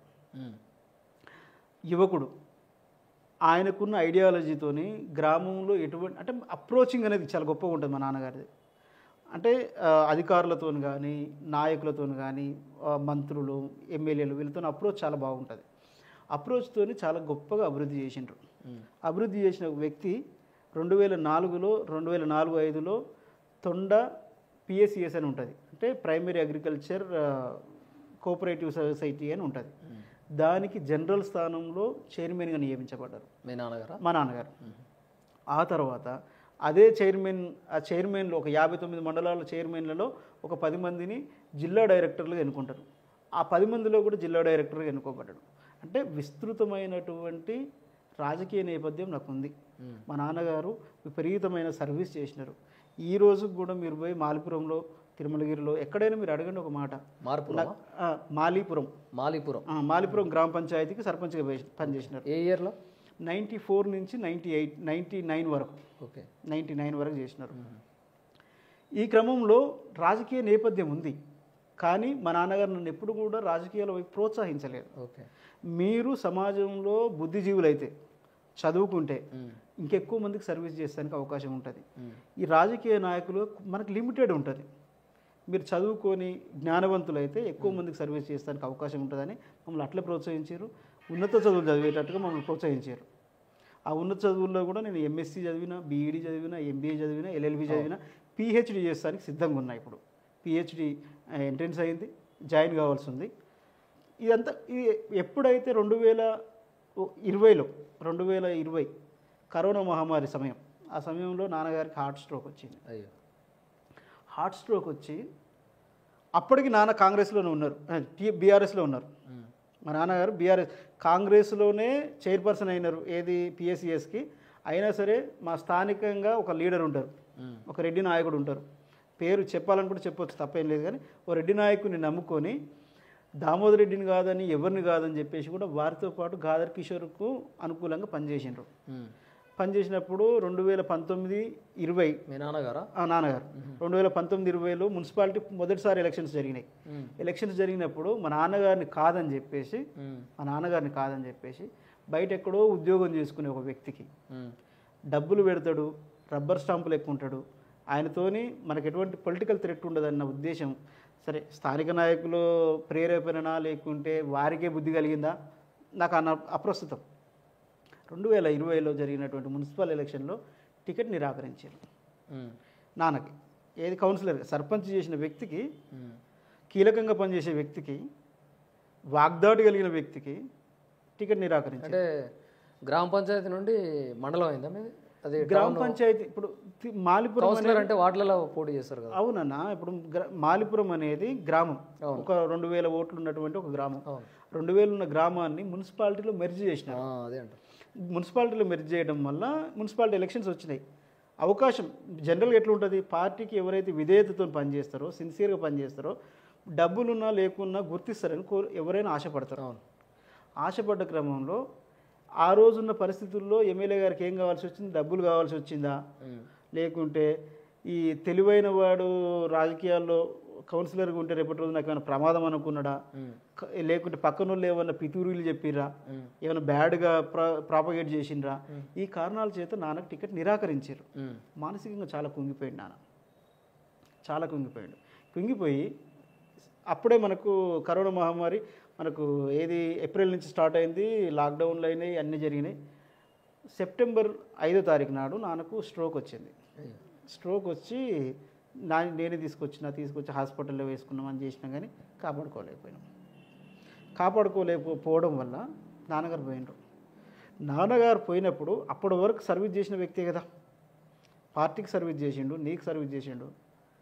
కరోనా నడుస్తుంది, మా ఇంట్లో నలుగురికి, తమ్మునికి, నా భార్యకు, నా పెద్ద కొడుకు, మా అమ్మకు, నలుగురికి కరోనా.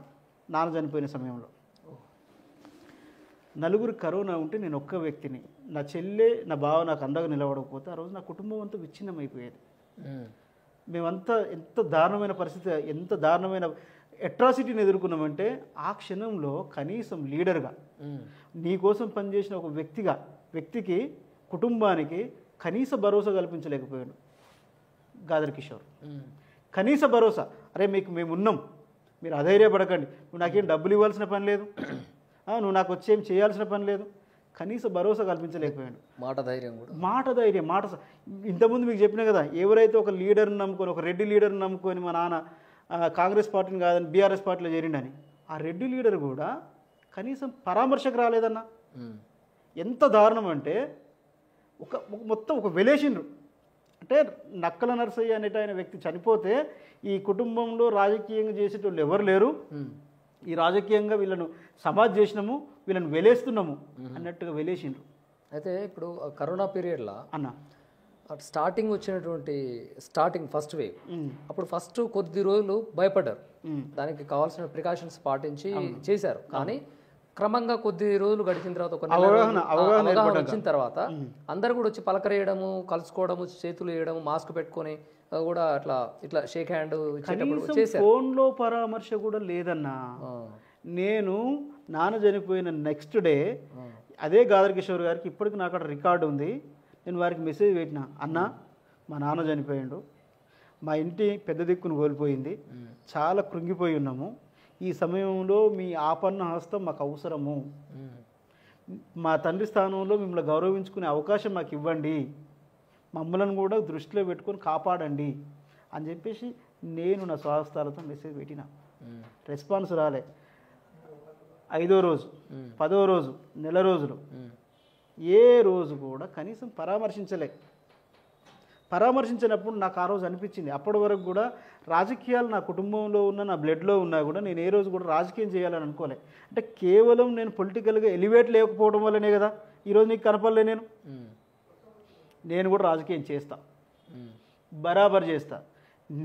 నీ వయసు 40 సంవత్సరాలు అయితే నా వయసు 38 సంవత్సరాలు. ఈరోజు నీకు అవకాశం వచ్చింది, 2 సార్లు ఎమ్మెల్యేను, భవిష్యత్తులో నాకు కూడా అవకాశం వస్తుంది. లైఫ్ అనేది సర్కిల్ వస్తుందా? ఖచ్చితంగా రావాలన్నా. నేను దేనికి తక్కువ నేను దేనికి ఎక్కువ? ఖచ్చితంగా నేను అర్హున్నన్నా. నేను అర్హుణ్ణి, నాకు అర్హత ఉంది. రాజ్యాంగం కల్పించిన అన్ని అర్హతలు నాలో ఉన్నాయి. రాజ్యాంగం కల్పించింది కానీ నామినేషన్ వేసి అవతలలో ఏదన్నా ప్రలోభ పెట్టి ఒక సూట్ కేసులో డబ్బు తీసుకొస్తే విత్డ్రా చేసుకుంటారు కదా మీరు. డబ్బులు తీసుకోవాల్సిన అవసరం ఎవరికి ఉందన్నా? దేనికి? ఒక ఇండిపెండెంట్కు డబ్బులు ఇవ్వాల్సిన అవసరం ఏ పార్టీకైనా ఎందుకు ఉంటుంది? ఏ కారణం చేతి ఉంటుంది? అంటే నువ్వు కుల సంఘాల నాయకులతోటి, ప్రజలతో కొంచెం బాగా కలిసిపోతుంటావు కదా. అవును. అందువల్ల నువ్వు నామినేషన్ ఓటు అన్నా ఇక్కడ డబ్బులు ఇస్తే విత్డ్రా చేసుకుంటావు. డబ్బులు ఇవ్వాల్సిన అవసరం వాళ్ళకి ఎందుకు ఏర్పడుతుంది అంటున్నా నేను ఇక్కడ. Simple point. నేను ఎస్టాబ్లిష్డ్ కాదు, నేను ఏ రాజకీయ వేదిక మీద ఉపన్యాసం ఇవ్వలే, ఏ రాజకీయ వేదిక మీద నేను ఇది నాకు ఓటేయండి అని నేను చెప్పలే. నేను ఎంతసేపు కూడా నాకు సంబంధించి ఒక వ్యక్తి ముందట నిలబడ్డాడు. సపోజ్ ఫర్ ఎగ్జాంపుల్ సురేంద్ర గారు ఒక మాట మీరు ఆలోచించండి. ప్రజాసేవ చేయాలని ఒకసారి మీ మనసులో అనుకున్నాక అవును ఎంతమంది వచ్చినా కూడా మీరు విత్డ్రా చేసుకోవద్దు, కానీ మీరు విత్డ్రా చేసుకోరు. అంటే ప్రజాసేవ చేయడం అనేది ఇప్పుడు అనా ఎంతమంది పోటీ చేసినా గెలవాల్సిన వ్యక్తి ఒక్కరే ఉంటారు. మరి ఒక్కరే గెలవాలి, ఒక్కరు మాత్రమే గెలుస్తారు. ఎంతమంది అయినా పోటీ చేయని, ఒక్క ఓటు వచ్చినా లేకుంటే అన్ని ఓట్లు వచ్చినా ఇద్దరికి సమానమైన ఓట్లు వచ్చినాక ఒక్క ఓటు ఎక్కువ వచ్చిన వ్యక్తి గెలుస్తారు. ఇక్కడ ఒక ఉమ్మడి శత్రువు, నేను ఉమ్మడి శత్రువు అని ఎందుకు అనాల్సి వస్తుందని అంటే నాకు వ్యక్తిగతంగా కనీసం భరోసా ఇవ్వలేని వ్యక్తి. మరి ఇంకొక పాయింట్ కూడా మీకు ఇందులో యాడ్ చేయాలి. నేను ఏమి యాడ్ చేయాలని అంటే ఈ సంవత్సరం పాటు మమ్మల్ని పరామర్శించడానికి రాకపోయినా కూడా ఎమ్మెల్యే గారిని మా నాన్నది నేను విగ్రహం చేయించిన జైపూర్లో విగ్రహం చేయించి మా నాన్నకు ఒక గుడి కట్టిన. నేను ఒక గుడి కట్టి దాంట్లో ప్రతిష్ఠ చేయడానికి మీరు రండి. ఇంకొక మాట నేనేం చేయాలనుకున్నా అంటే మా నాన్న ఒక పార్టీకి చెందిన వ్యక్తి కాదు, ఎందుకంటే కమ్యూనిస్ట్ భావాల నుంచి వచ్చిన వ్యక్తి. సంకినేని వెంకటేశ్వరరావుకు చాలా సన్నిహితంగా వ్యక్తిగతంగా చాలా సలహాదారుగా ఉన్న వ్యక్తి. ప్లస్ మోత్పల్లి నరసింహులకు కానీ, ఇటు పోతే దామోదర్ రెడ్డి గారికి కానీ, ఇప్పుడు కిషోర్ గారికి కానీ, అంటే అన్ని పార్టీల వ్యక్తులకు ఒక అజాత శత్రువు లెక్క ఉన్న వ్యక్తి మా నాన్నను ఒక పార్టీ వ్యక్తి లెక్క కాకుండా ఒక హ్యుమానిటేరియన్లో, అంటే ఒక సమాజ జీవి ఈయనే, లేకపోతే యూనివర్సల్ పర్సన్ అని చెప్పుకోవాలన్న ఉద్దేశంతో నేను ఒక విగ్రహం ఏర్పాటు చేసుకొని నా సొంత పైసలతోనే, నా సొంత నిధులతోనే ఏర్పాటు చేసుకొని నేను ఆహ్వానించిన ఇంటికి పోయి ఆహ్వానిస్తే ఇట్లా కూర్చున్నాడే. మీకు ఎగ్జాక్ట్ యాక్షన్ కూడా ఇట్లా కూర్చొని అప్పుడే సంవత్సరం అయిందా అని చెప్పి తీసుకొని కొంచెం చింపి అసెంబ్లీ ఎలక్షన్స్ ఉంటట్టున్నాయి నేను చూస్తా అంటే అన్న అట్లా కాదన్న, మీరు ఖచ్చితంగా రావాలి, మీరు ఖచ్చితంగా వచ్చి ఆయనకు గౌరవం కల్పించాలి అని చెప్పేసి నేను రిక్వెస్ట్ చేసుకుంటే ఫాలో అప్ చేస్తే కనీసం రాలేదు. అంటే ఆ కార్యక్రమానికి ఎవరు వచ్చారు? మరి ఏపూరు స్వామిని వచ్చిండు, మందుల స్వామిలు వచ్చిండు. మందుల స్వామిలు అన్న 10 సార్లు ఫోన్ చేసిండు నాకు. నేను ఓన్లీ నేను ఈ విషయంలో ఆయనకు థ్యాంక్స్ కూడా చెప్పాలి.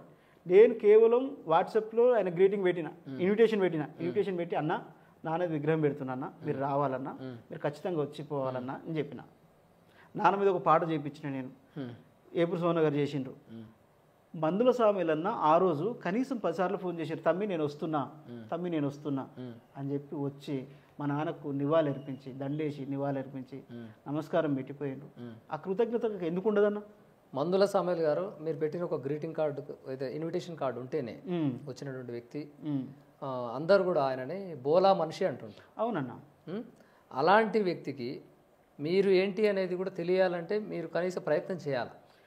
మీ మనసులో ఉంచుకొని ఇక్కడ చెప్పేది ఒకటి, ఎందుకంటే ఒక వ్యక్తిని విమర్శించాలనేది నాది కూడా ఇంటెన్షన్ కాదు, ఒక వ్యక్తి మీద ఆరోపణ చేయాలనేది కూడా నా ఇంటెన్షన్ కాదు.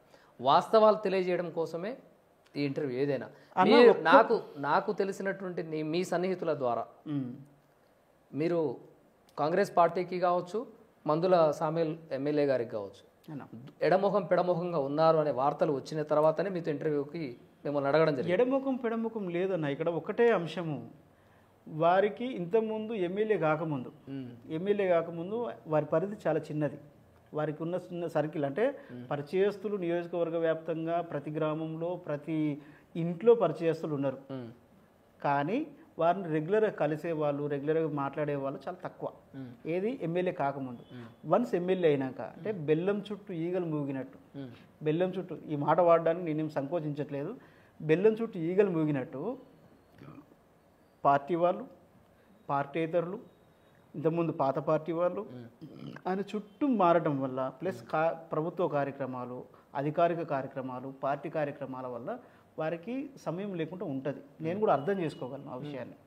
ఎందుకంటే ఇప్పుడు కొంచెమన్నా అర్థం చేసుకోకుండా విమర్శించడం అనేది మూర్ఖత్వం అవుతుంది అన్న. నేను కానీ నీకు ఒక పని, ఇప్పుడు వారు ఒక సందర్భంలో నాతో అన్నారు, ఎక్స్పెండిచర్ అనేది చాలా కీలకమైన జాబు. ఎక్స్పెండిచర్ అనేది ఏ చిన్న పొరపాటు జరిగినా కూడా మన క్యాండిడేచర్ అనేది క్యాన్సిల్ అయిపోతుంది.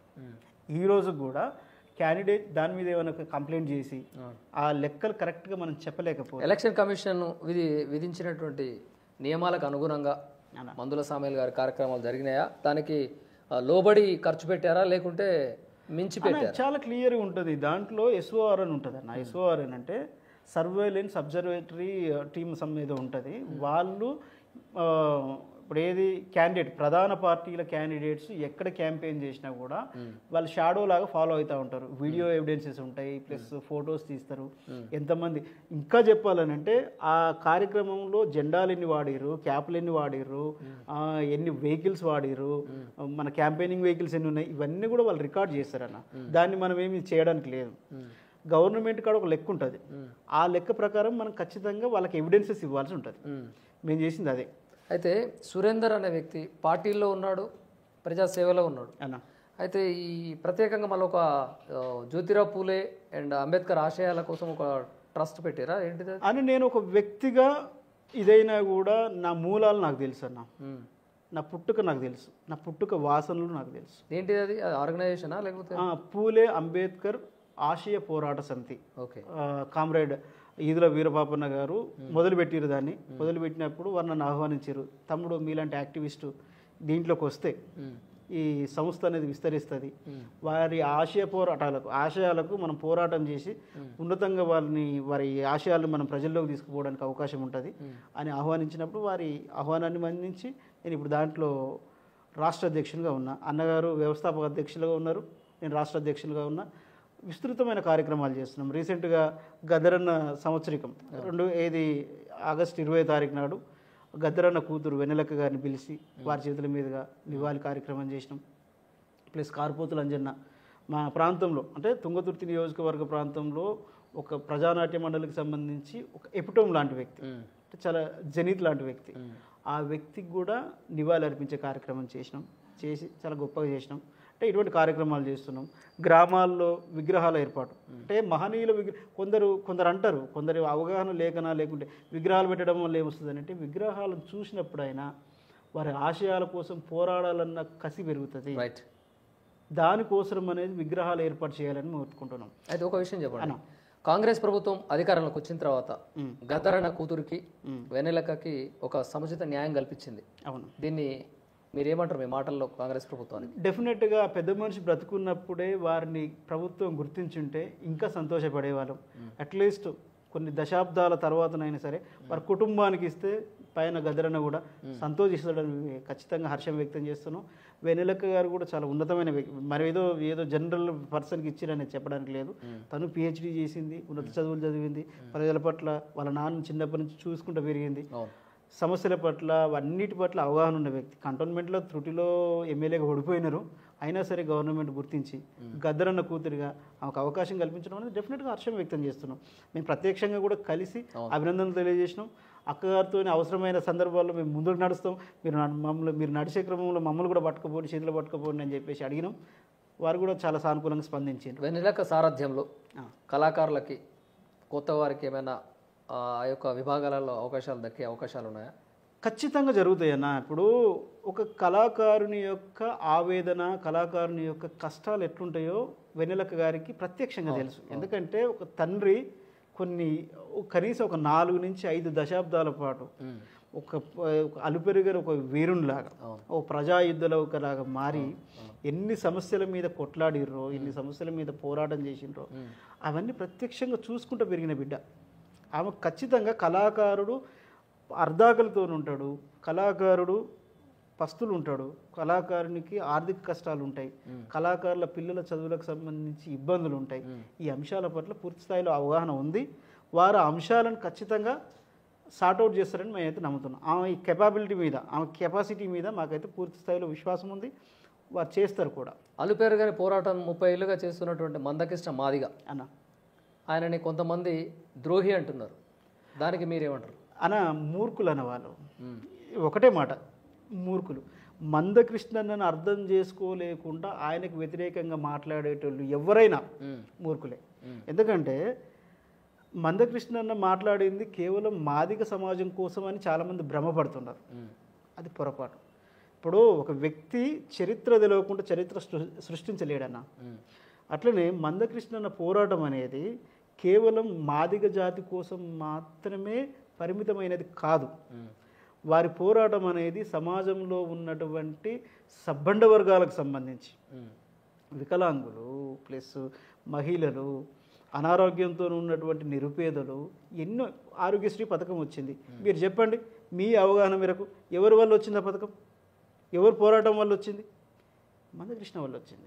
ఈరోజు కొన్ని లక్షలాది మంది, కోట్లాది మంది కార్పొరేట్ హాస్పిటల్, ఇంతకుముందు కార్పొరేట్ హాస్పిటల్ అంటే భయం. అటువంటి పరిస్థితుల్లో కార్పొరేట్ హాస్పిటల్కి పోయి బాజాప్తా కిడ్నీ స్టోనా, లేకుంటే హర్నియానా, లేకుంటే హార్ట్ అయినా, లేకుంటే బ్లాడరా, ఏదైనా ఆపరేషన్ కానీ బాజాప్తా పోయి ధైర్యంగా నాకు ఆరోగ్యశ్రీ కార్డు ఉంది, మీ దాంట్లో నాకు ఈ ఆపరేషన్ చేయండి అని చేయించుకునే ధైర్యం ఎట్లొచ్చింది? మందకృష్ణ ఇంప్లిమెంట్ చేసింది రాజశేఖర రెడ్డి గారు కావచ్చు. ఇంప్లిమెంటేషను కాబట్టి ఎవరైతే పెట్టే స్థానంలో ఉన్న వ్యక్తికి ఇది పెట్టాలని చెప్పిన వాళ్ళు ఎవరు? మందకృష్ణన్న.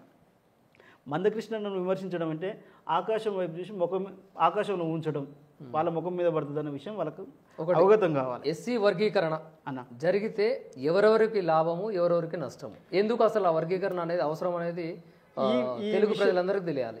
ఈ విషయంలో చాలా మందికి చాలా రకాల అపోహలు ఉన్నాయి. దయచేసి నా వర్షన్లో నా క్లారిటీ ఇవ్వడానికి ప్రయత్నం చేస్తా. వర్గీకరణలో, ఏబిసిడి వర్గీకరణలో మెయిన్గా కోరుకుంటున్నది ఏంటంటే ఏ వర్గంలో ఎంతమంది ఉన్నారో ఆ వర్గాల ప్రకారం చేయండి. ఇప్పుడు మనం ఈ రూమ్లో నలుగురం ఉన్నప్పుడు నలుగురికి కూడా సమానమైనటువంటి ఫలాలు దక్కాలి. ఆ ఫలాలు దక్కడం కోసం మాత్రమే వర్గీకరణ చేయండి అని కోరుతున్నారు. ఇక్కడ ఇప్పుడు మాల సోదరులు కానీ మిగతా దీన్ని అపార్థం చేసుకునే సోదరులకు వాళ్ళు ఏమనుకుంటున్నారంటే ఈ వర్గీకరణ చేస్తే మా అవకాశాలు ఎట్లా పోతాయి? నీ జనాభా దామాష పద్ధతిన చేస్తున్నారు. ఇప్పుడు ఎస్సీ మాదే కుటుంబానికి మనం నియోజకవర్గమే తీసుకుందామన్నా, తుంగతుర్తి నియోజకవర్గం తీసుకుందాం. 44,000 మంది మాదే కుటుంబాలు ఉన్నాయి, మాదే ఓట్లు ఉన్నాయి. ఓట్లు ప్రజలు కాదు, ప్రజల కాడికి పోతే 62,000 మంది ఉంటారు. ఓన్లీ ఓట్లు 44,000 చిల్లర ఉన్నాయన్న. మాల సామాజిక వర్గానికి చెందిన ఓట్లు మళ్ళీ చెప్తున్నా, ఓట్లు 10,000 చిల్లర ఉన్నాయి. రెండు కలిపితే ఓట్లు 55,000 చిల్లర అవుతాయి. మొత్తం 2,36,000 ఓట్లల్లో 55,000 ఓట్లు ఉన్నాయి. ఇది నేను కరెక్ట్ లెక్క చెప్తున్నా. ఇది కొందరు ఎగ్జాగరేటెడ్ అది అంటారు, కానీ నేను ఎగ్జాక్ట్ నాకు అక్కడ ఎవిడెన్స్ ఉంది, నాకు అక్కడ డాటా ఉంది, డాటా నెంబర్ ప్రకారం చెప్తాను. చెప్పండి పర్లేదు. 55,000 మంది ఓట్లు ఉన్నారు. ఇప్పుడు 44,000 మంది ఉన్న ఓట్లలో ప్లస్ ఇక్కడ 10,000 మంది ఉన్న ఓట్లలో ఇప్పుడు ఇక్కడ అవకాశాలు సమానంగా ఇస్తానంటే ఎట్లా వీలవుతుంది? అది కుదరదు. అది ఇప్పుడు తప్పు కూడా. ఒక 10 రూపాయలు ఉన్నాయి, 10 రూపాయలను ఈ 10 మందికి ఇప్పుడు 44,000 మందికి 5 రూపాయలే ఇస్తా, 10,000 మందికి 5,000 ఇస్తా, 5 రూపాయలే ఇస్తా అంటే ఎట్లా అవుతుంది? సరైంది కాదు. వర్గీకరణ కోరుకుంటున్నది కూడా అదే. ఎంతమంది ఇప్పుడు 10 రూపాయలని వీళ్ళు కూడా మా సోదరులే, వాళ్ళకి అన్యాయం చేయమని కోరుకోవట్లే. వాళ్ళ నెంబర్ ఎంత ఉందో ఆ నెంబర్ ప్రకారం వాళ్ళకి రిజర్వేషన్ ఇవ్వండి. ఇక్కడ ఎంతమంది జనాలు ఉన్నారో ఆ జనాల ప్రకారం నెంబర్ ఇవ్వండి. రైట్. అది వర్గీకరణ ప్రాథమికంగా అర్థం కాని మూర్ఖులు దీన్ని కేవలం రాజకీయంగా లబ్ధి కోసం రాజకీయంగా దీన్ని ఒక ప్రాపగండ. అదే అడుగుతాను. ఇప్పుడు మాదిగలు సభలు పెడుతున్నారు, అవును. ఒకవైపు మాలలు సభలు పెడుతున్నారు, అవును. మాదిగలు ఇలా వాళ్ళు ఎక్స్ప్లెయిన్ చేస్తున్నారు. ఈ రకంగా అందరికీ సమన్యాయం జరగాలని, ఏబిసిడీలు వర్గీకరణ జరగాలని మాదిగలు అంటున్నారు. అవును. ఇక్కడ మెహర్లు ఏమంటున్నారు? మాలలు ఇది కాదు, మాకు అన్యాయం జరుగుతుంది, దీన్ని ఆయన సులభం కోసమని ఆయన అంటారు. అన్యాయం జరుగుతుందన్న మాటే చెప్తున్నారు తప్పితే ఏ రకంగా అన్యాయం జరుగుతుందో ఏ ఒక్కరైనా చెప్పిండ్రా? ఇప్పటి వరకు జరిగిన చర్చలో, డిబేట్లలో, మీటింగ్లలో ఎక్కడైనా సరే ఏ ఒక్కరైనా మాకు ఏ రకంగా అన్యాయం జరుగుతుంది, ఎంతసేపు మేము సోదరులు ఎక్కువ ఉన్నాం మమ్మల్ని విడదీయకండి అనే పాయింట్ ఏదైతే ముతకమాట, అది ముతకమాట మాట్లాడుతున్నారు తప్పితే ఏ ఒక్కరైనా ఇందుకోసం మీరు విభజన చేయకండి, ఇందుకోసం వర్గీకరణ చేయకండి అని చెప్తున్నారు ఎవరైనా? చెప్పరు. ఎందుకనంటే ఇప్పుడు సింపుల్ అన్న, వెరీ సింపుల్. ఇప్పుడు ఇంతకుముందు చెప్పిన దాని ప్రకారమే నలుగురు ఉన్నప్పుడు నలుగురికి ఇచ్చే దాంట్లో ముగ్గురు ఒకటి ఒక్కరొకటి ఉన్నప్పుడు నలుగురికి సమానంగా పంచాలనేది వర్గీకరణ యొక్క ఉద్దేశం. ఈ మాల సోదరులు కోరుకునేది ఏంటంటే లేదు మీరు సగం ఉన్నారు, మేము సగం, ఎంతైనా సరే మీకు సగం తీసుకోండి, మేము సగం తీసుకుంటాం, మేము 10 మంది మేము పంచుకుంటాం, మీరు 40 మంది సగం పంచుకోండి, మేము 10 మందిని సగం పంచుకుంటాం అంటారు. అది ఎట్లా సాధ్యమవుతుంది? ఎట్లా న్యాయం అవుతుంది? ఇది సహజ న్యాయ సూత్రాలకు కూడా విరుద్ధం అన్న. ఈ సుదీర్ఘమైన పోరాటం జరిగిందే సుప్రీంకోర్టు తీర్పిచ్చినా కూడా కొంతమంది అడ్డుపడడంతో అది మళ్ళా కాలయాపన జరుగుతుంది.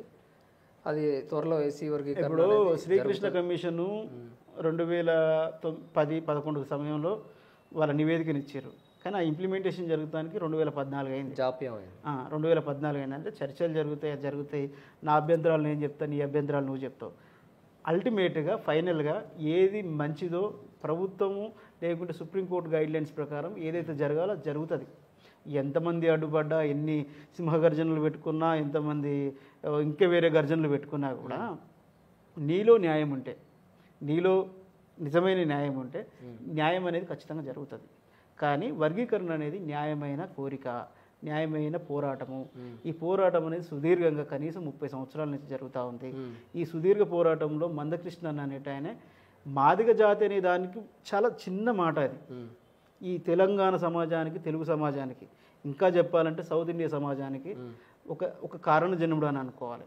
అంటే ఆయన ఏదో ఒక పార్టీలో చేరో లేకుంటే ఇంకేదో రాజకీయ లబ్ధి కోసం చేయాలనుకుంటే ఒక ఎమ్మెల్యేనో, ఎంపీనో, మినిస్టరో కాలేకపోయినా ఆయన జాతి ప్రయోజనాలు, ప్రజా ప్రయోజనాలను దృష్టిలో పెట్టుకొని ఆయన పోరాటం చేసిండు. ఆ పోరాటాన్ని హర్షించలేని వాళ్ళు, దళిత జాతులలో పుట్టిన వాళ్ళు వాళ్ళ విఘ్నతకు వదిలేయాలి. సురేందర్, ఒక మాట నిజం ఆత్మసాక్షికి చెప్పాలి. 100% అన్న, అడిగే మాట 100%. ఏ పార్టీలో ఉన్నా అన్న, ఏపూరి సోమన్న అన్న ప్రజల పక్షాన తన గొంతుగా వినిపించిండు. ప్రజా గలమై ప్రతి సభలలో, ప్రతి దీక్షలలో, ప్రతి రాస్తారోకలో వినిపించిండు తన గలాన్ని.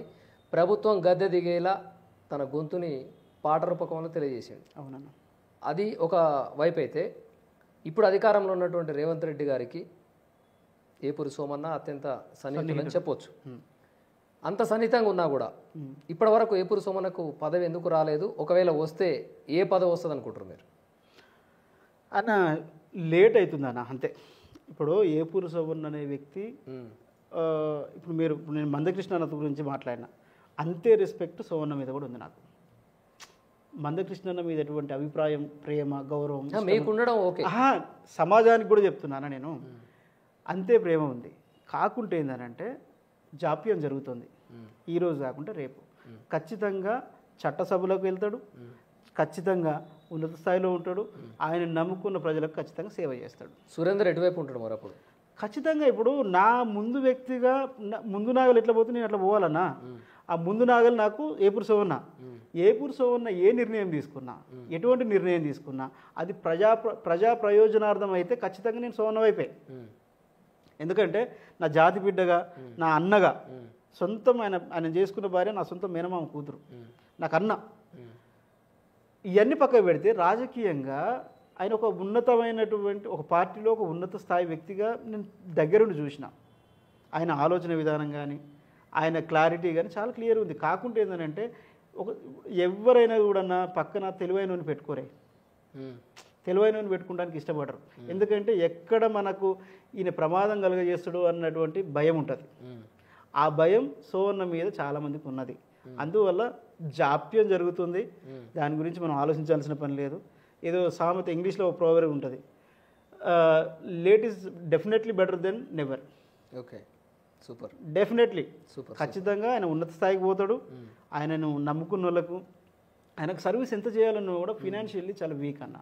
ఎందుకంటే ఎంతసేపు ఉన్న గొంతిప్పి పాటలు పాడి గొంతిప్పి ఏది కాలు గజ్జగట్టి ఆడితేనే ₹1 ఇంటికి వస్తే అది పిల్లలకు పెట్టుకొని. నేను చాలా దగ్గరకు చూసిన ఏపూరు సోమన్ అని, తెల్ల బట్టలు వేసినా, తెల్ల ప్యాంట్ వేసినా, అంటే వైట్ అండ్ వైట్ వేసుకొని వచ్చినా కూడా అక్కడ ప్రజల కోసం తన గొంతుక గజ్జగట్టి ఎగిరి గంతేస్తూ ఈరోజు ఒకవేళ రేవంత్ రెడ్డి ప్రభుత్వం ఒప్పుకోకపోయినా, లేకుంటే స్థానికంగా ఉండేటువంటి ఎమ్మెల్యేలు కొత్తగా గెలిచిన ఎమ్మెల్యేలు కానీ, పాత ఎమ్మెల్యేలు కానీ, అనుభవం ఉన్న ఎమ్మెల్యేలు కానీ, గెలిచిన వాళ్ళు ఎవరైనా సరే ఏపూరు సోమన్న పాట పెట్టుకోకుండా ఈసారి ఎలక్షన్లకు వెళ్ళలేదు.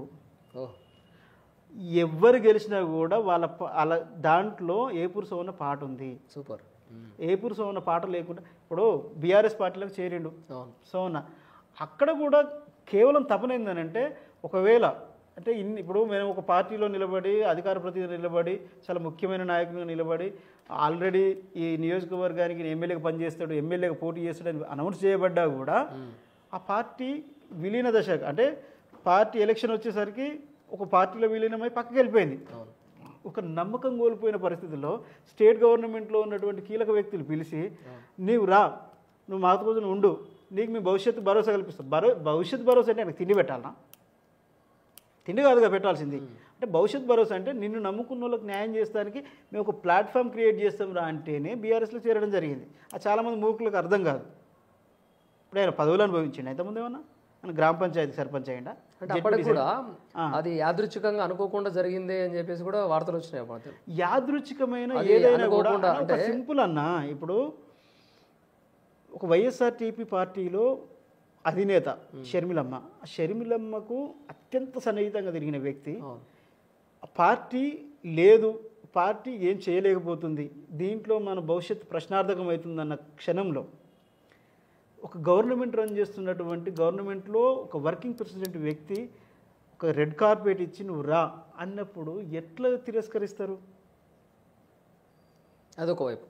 అయితే ఏపూరు సోమన్న ప్రత్యక్షంగా కూడా అన్న జాతి, కులం, మతం అన్న నాకు ఇలాంటి భేదం ఏమీ లేదు అన్న, న్యాయం ఎటువైపు ఉంటే అటువైపు ఏపూరు సోమన్న ఉంటాడు అని అంటుండు. అవును.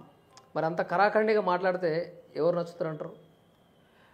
నచ్చాల్సింది జనాలకన్నా, అవకాశం వచ్చిన రోజు తీర్పు చెప్పాల్సింది జనాలు, నాయకులకో లేకుంటే పార్టీ ప్రెసిడెంట్లకో వాళ్ళకు కాదు.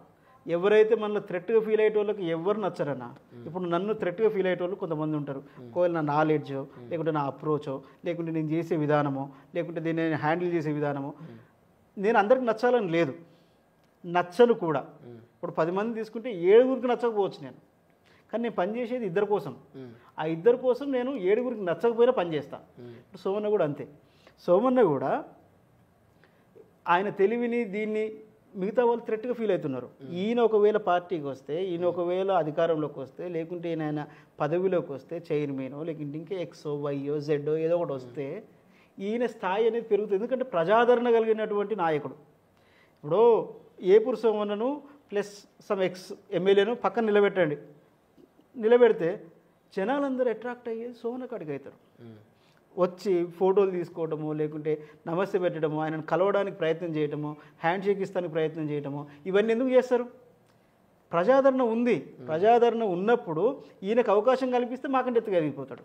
భవిష్యత్తులో సురేందర్ అనే వ్యక్తి తుంగతుర్తి నియోజకవర్గ ప్రజలకు అన్న ఏ విధంగా చేరువ అయ్యే కార్యక్రమాలు చేస్తారు?